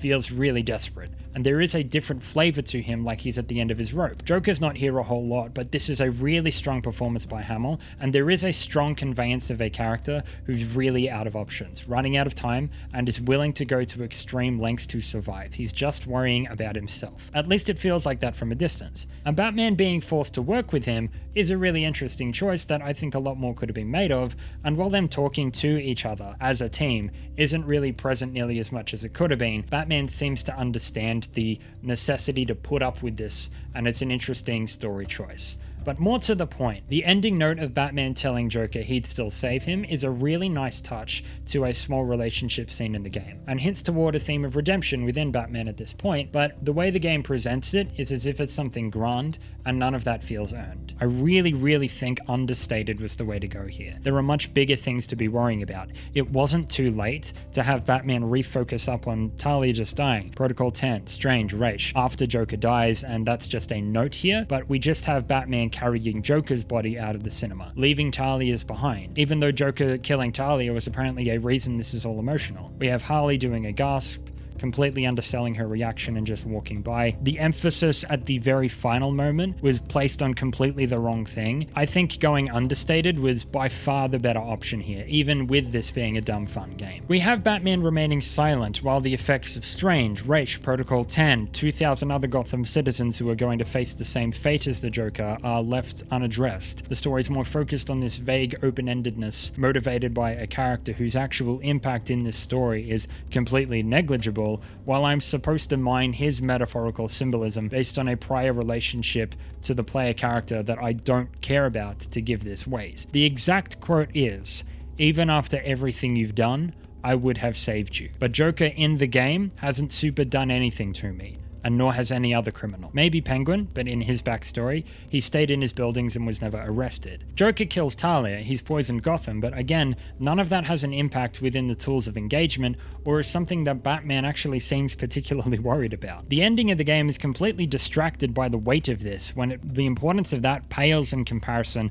to things it should be valuing much more highly. We see more of their relationship in Night, but given how severely disconnected, again, the tones of each entry is from the last, and we also see more of their relationship in Origins too, I hope I'm not the only one who has trouble kind of seeing Arkham as being a direct line of games with 100% connected stories. I see them more as installments and somewhat replacements of each other that are each trying to be very different from one another.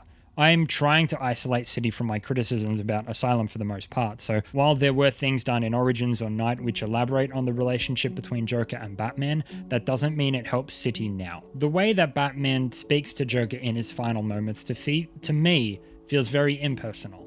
It's refracted, abstract, deflecting this speech, and it ends up being every decision you've ever made ends in death. People die. I stop you.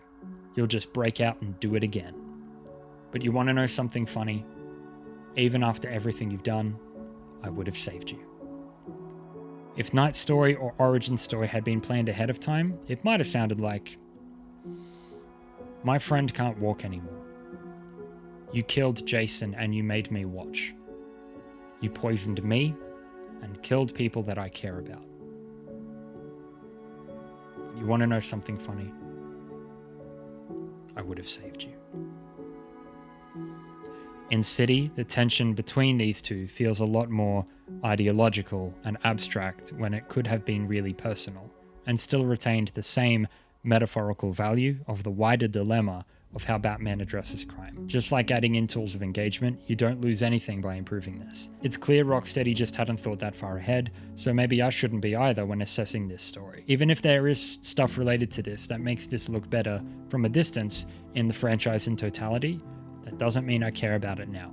It doesn't mean this registers now on its own terms. We know that the Robin who appears in City is the Tim Drake iteration, and Nightwing is a playable character in challenge maps, although I believe that was developed after the release. So it probably came up around a table at some point during development. Hey, in this canon, where's Jason Todd at? Talking about that plotline in City alone might have been enough to speak more powerfully to why Batman's intent to save Joker at the end would be significant. But as I see it, this is a nice moment, a nice sentiment to end the game on, to tell a dying man that, you deserve to live. And it's interesting to me as a fan of Batman.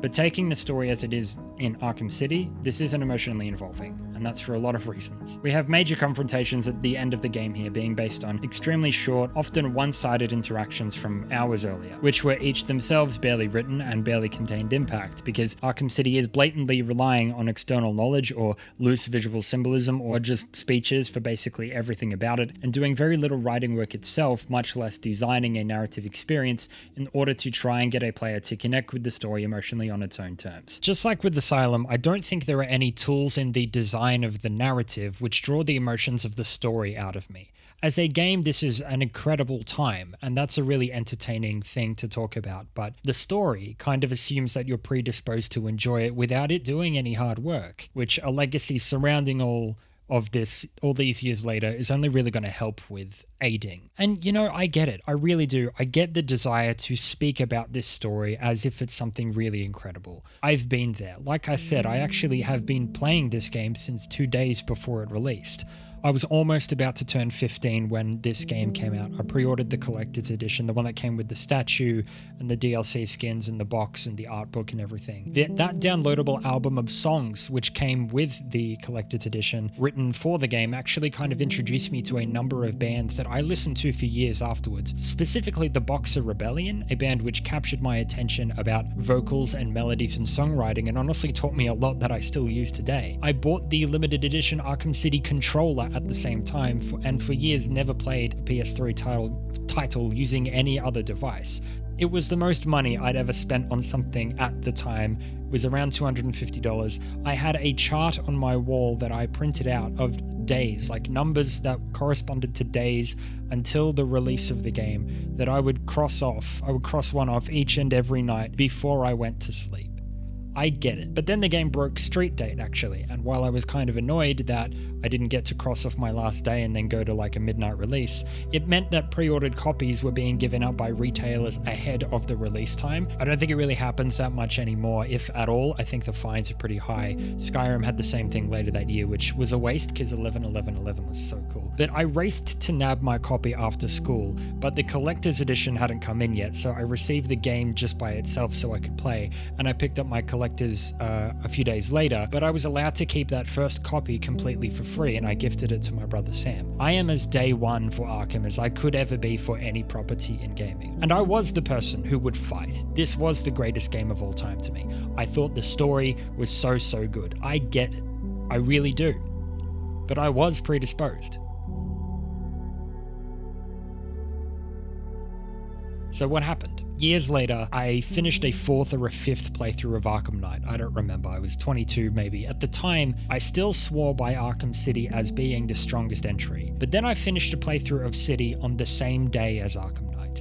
And compared to Knight, with all that emotional precision in that finale, playing those final hours of City, I felt nothing. Really nothing. It was a bit of a shock. So I sat myself down and I asked, was I absolutely sure? Greatest of all time, best of the series. Was I certain about that? Did I actually have an emotional reaction to anything going on in the narrative from my own heart and chest that wasn't already there because I love Batman? Because I love Arkham City? Was my love of the game self-sustaining? Did I walk away feeling like a better, more whole person whenever I played the story than I did when I started? Does the Talia and Batman stuff actually mean anything to me? Do I look at the conversations, the scenes, the relationships as they are in the game and actually, honest to God, give a shit about anything that's going on? I know a lot of my criticism today is just pointing at the screen and going, really? But I'm trying not to think of it like criticism. I'm trying to think of it like reframing. And maybe I'm helping somebody expand their critical vocabulary and self-understanding by doing it. So really, are you absolutely sure this is awesome storytelling? Not even in the spectrum of Batman, just awesome storytelling at all. I'm not asking if it makes sense. I'm not asking if it's interesting. I'm not asking if it meant a lot to you when you were younger, because that's wonderful already. I'm kind of asking if there's something in the game itself, here, now, today, that still stirs, that still gets you, still helps you go about your life better when you walk away. Because everything I feel when I play this game is in the gameplay. I love those fights, but the story itself, I don't feel anything. There very well might be something in the story that you think really hits you, and that's wonderful. But at least for me, I've been here the whole time, and I don't know if I ever actually did. I just wanted to really badly, and my ears were so full of everyone else saying the same. No, this is the best ever. It's so good. That I kind of buried that and felt like it was okay to lie. And I mean, I'm looking around and the conversation about the game still is just people listing details in the game as if them just being there is evidence of mastery. Be in awe because this thing is here. What's it in service to? Like, there are cool details leading up to the Clayface twist before he shows up. Yeah, it's pretty neat. I don't care, but it is pretty neat.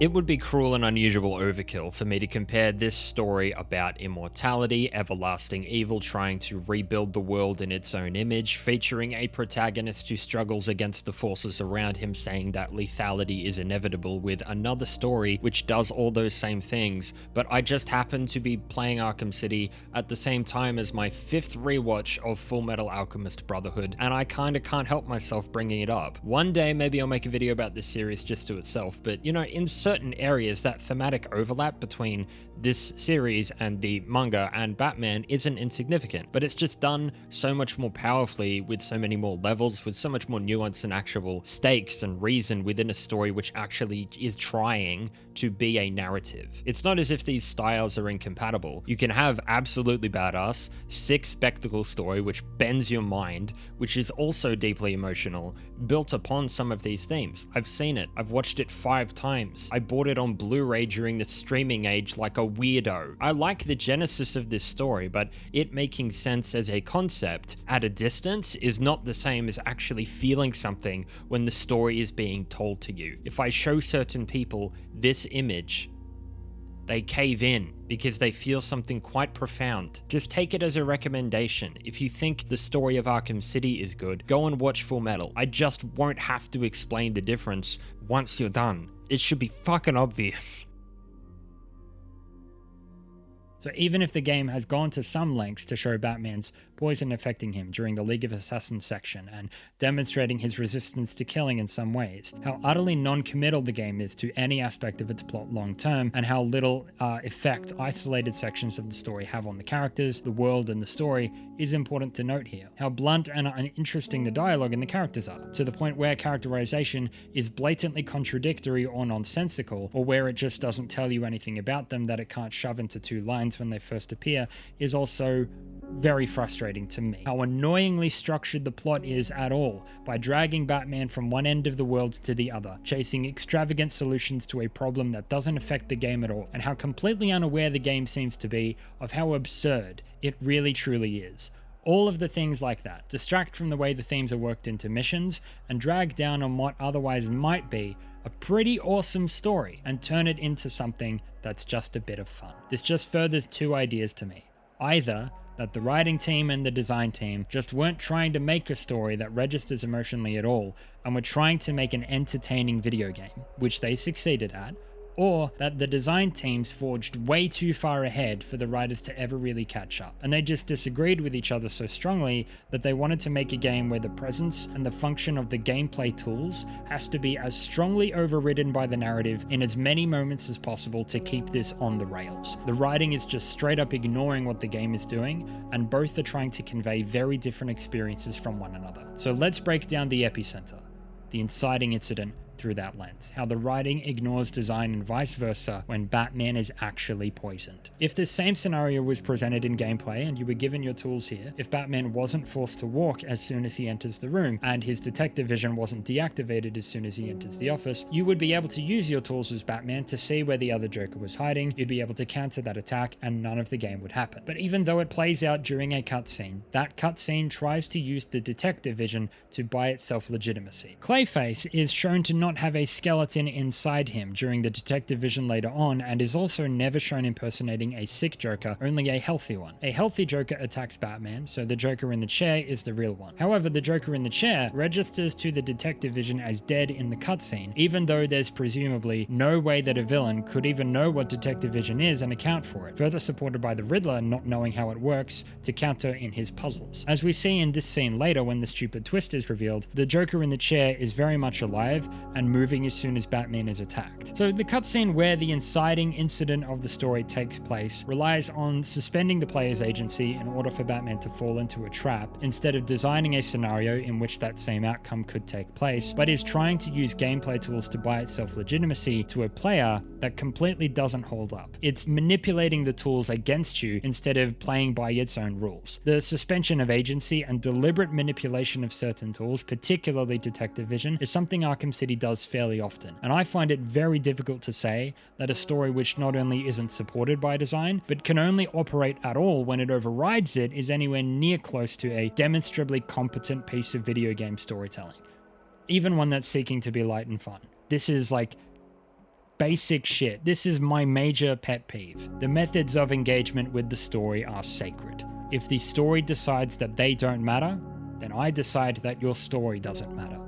Bye-bye.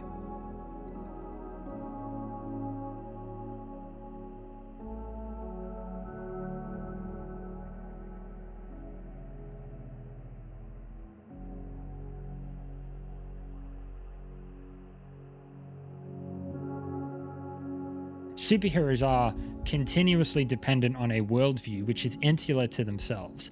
In a heightened world of many heroes where the villains are equally exaggerated to match and made to look like the aggressors, and written to show off the hero as righteous, the nature of good and evil is altered from what we know, while at the same time made far easier to understand. Hero, villain, anti-hero, there are labels for the kind of good that you are. The characters represent moralities. To enjoy a superhero as a moral figure requires a suspension of disbelief, not only of the literal, but also of the figurative and flexible nature of people into something far less elastic and far less prone to nuance and change than reality. Capital punishment, for instance, is agreed by an awful lot of people to not be a good way to go about stuff. Most people don't kill people, but presented as a choice in the hands of Batman, the choice to kill or not kill can be framed differently in a world which challenges it a lot more than the real one. Batman in particular is a property which tries, or purports to try at least, to bring its depiction of good and evil closer to that of our world while retaining that action element than something like, Superman. But still, it's not often the case where it ends up standing up to a more dramatic story. Yeah, maybe Mr. Freeze has depth because his crimes are motivated by his love for Nora, but a similarly sympathetic motivation was investigated in, the entirety of Breaking Bad, and I don't have to deal with there being freeze guns and weird blue men about it. Mr. Freeze appears to have more nuance because standing next to Penguin, some weird man who likes money, oh damn, Victor actually is pretty deep. For me, the value of superhero stories always becomes metaphorical, much like what Batman may come to represent to the citizenry of Gotham in his stories. To act in the world with Batman is like a distant ideal in how I consider my actions as having an effect on other people is something I've personally gained from his stories, or trying to look for the light within darkness in my own life or some shit. I won't lie, the character is comforting, but he is also a fantasy who deals with situations that I can often find hard to take a message from because the circumstances are so heightened. Obviously, when Batman wants to tell a story about crime, but does it in the way that Arkham City does, in a way which requires a rejection of the nuance of people, of good and evil, in order to exist at all, and continually makes choices to employ action and heightens reality to the degree that it does, it gains a distance from the rules of real life in setting, which can make it more fun as entertainment, but problems arise in how much it's actually able to say. In my experience, there isn't a superhero story which exemplifies the inherently simplistic nature of the more laid-back side of superhero stories than Arkham City. A story so blatantly pointless, but so unaware of its frivolity that it creates a dizzying effect, while still, because of it being a superhero story, bites off a hefty chunk of moral subtext anyway. Being a Batman story somehow means it gets inherent advantages which give it so much apparent depth that it never actually works for or capitalizes on well. I can freely admit that when I play this story today, in terms of actual emotional content, I walk away with remarkably little from this narrative. I don't care about the characters. I don't listen to what they're saying or feel invested in what they're doing. I don't feel things when watching the story happen, in a way that simply does not happen with any other very popular Batman story I've consumed. I'm afraid I no longer understand what there is about this particular version of this character to be genuinely interested in. I don't get it anymore. If I'd never played this game before and played it today and heard what people said about it, I would have no clue why. I wouldn't get it. The only thing strong here is the fiction, not how it's imparted. Arkham City plays to a brick wall, and I'm supposed to be impressed, even though there's no window into this emotionally or interactively for me, and yet the best guess that I can make is that just because it's Batman, it's apparently allowed to not engage me as an audience member in the same way that any other game story has to be considered even worth the time of day. It'd be like if in like The Last of Us or something, instead of designing the characters really well and letting the game tell its own story and getting the player to connect with what's going on, every half an hour, a different supporting character took Joel to the side and told him the thematics out loud. Whilst in the game, Ellie was disappearing at the start of every encounter, was only in the cutscenes, and then the fans point to the novelizations or the collectibles where you can read about the bits where Joel and Ellie actually do interact, and then pretend that that's the same thing as an actual story in the game that I give a shit about while I'm playing. False equivalence, call it whatever you want. Arkham City is smoke and mirrors. It's not telling its own story, it's waving themes around like signifiers without supporting them with anything,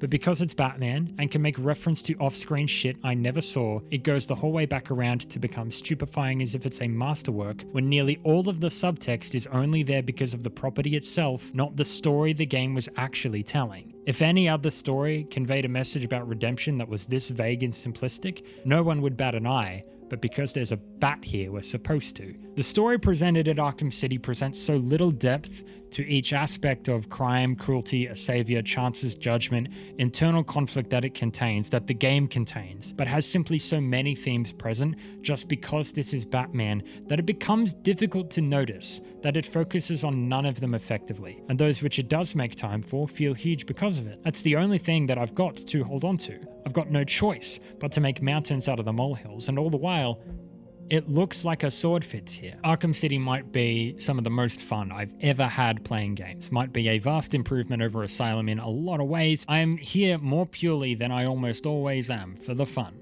for the gameplay. I guess I'm concluding now. Is Arkham City a good game? Yeah, of course, it's fine. It's decent. I like it.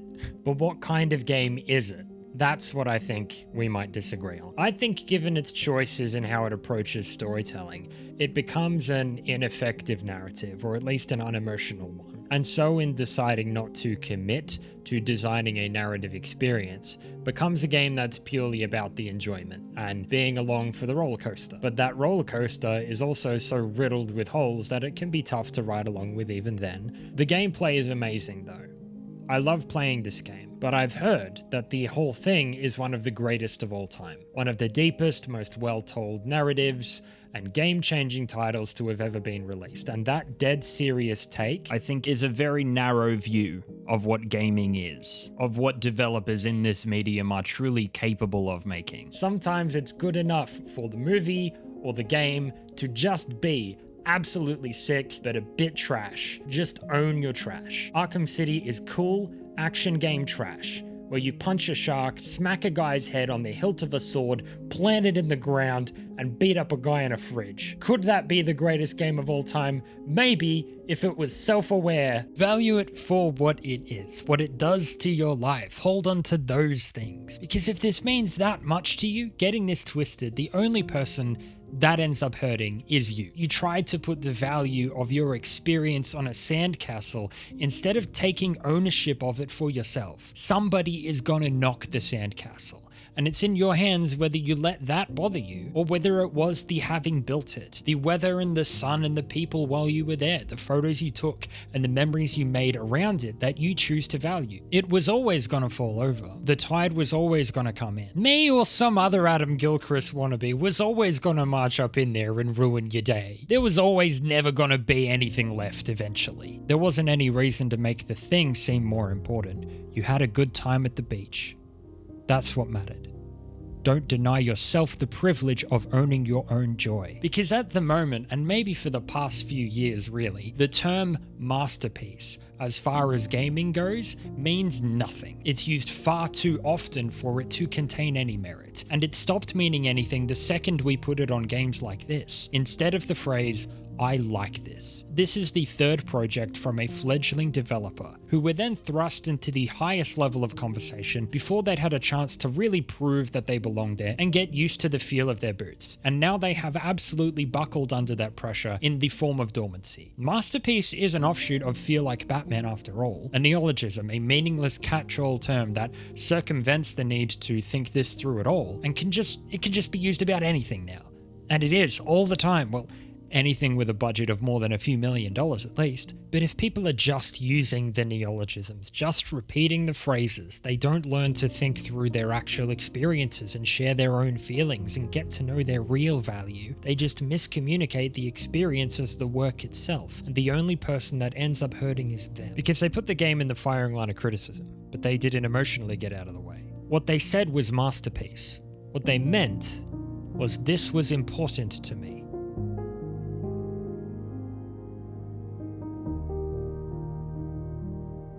Think it through. I can and have beat this game upside the head until it looks like a bloody pulp, compromising on every single video making and criticism value that I have and have had for years in order to do it. But it didn't have to be a masterpiece for it to have mattered to anyone. Like I said to begin with, I don't actually have any huge problems with Arkham City. I really honestly don't. My issue is with the conversation surrounding it. Instead of calling it, or anything really, a masterpiece, which is an attempt to make this a fact, an academic thing.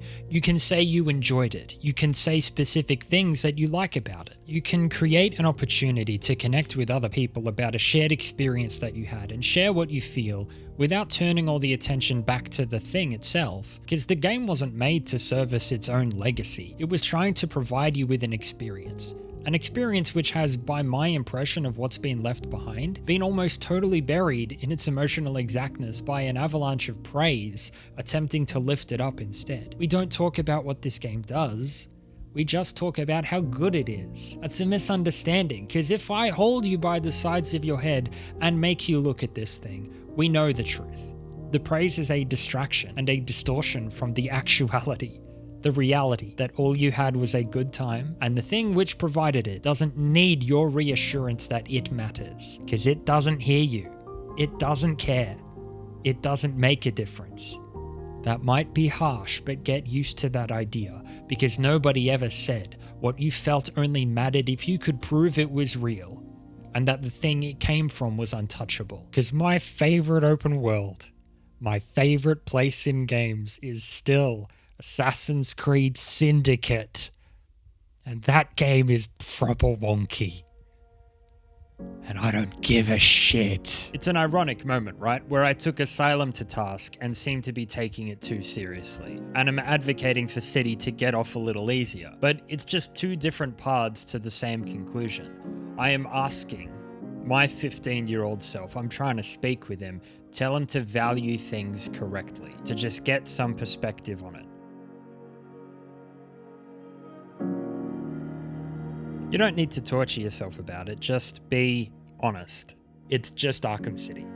It's a game where you beat up criminals who are already in a jail. It's not Citizen Kane, and your value as a person isn't tied to how objective its value in the space of gaming might be. Like Greg Miller giving this a 9.5 was an affront to me, someone who decorated their walls with handmade merch about it, who didn't know what confirmation bias or sunk cost fallacies even were. Arkham City is the direct middle point for me between the escapist trash that I love and is fun and I don't think needs dissection at all, my safe space where I give myself permission to not think, a skill that I've had to relearn over a period of years. And on the other side is the media I love and want to talk about all the time, with all those details. Arkham City is right in the middle there. And the only reason I still care, still want to fight about this game, is because there's a younger man in my heart who, when he was confused, when he was sad and angry and knew very little that made sense, could stand here with this game and feel truly, genuinely happy. And I weep with joy for him that he was able to find that somewhere, anywhere, in those days where I too often recall all else as being so bleak. But I wish more than anything that he hadn't tried to use that happiness as a spear, because it turns out getting in that habit has a flip side to it, and he'll still be standing trying to prove something that doesn't matter well over a decade later. And he won't even really know why anymore. It'll leave him stagnant. I'd want to tell him that that want to turn his smile into a sneer is going to get him in a lot of fights with people who are just the same as him, in the same boat, trying to turn affection into proof, trying to make a story an identity and leaving themselves open as wounds. I hated that kid. But when I returned to Arkham City 4 years after leaving it, where I put it, despite myself, the first real thing that I felt was that I missed you.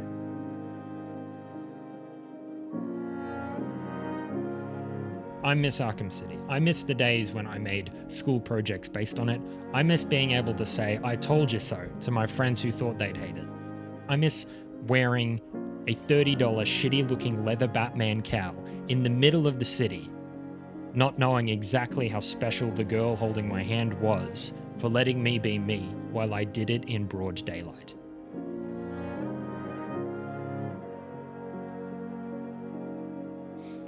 I miss the innocence. I don't want it back, but I can still miss it.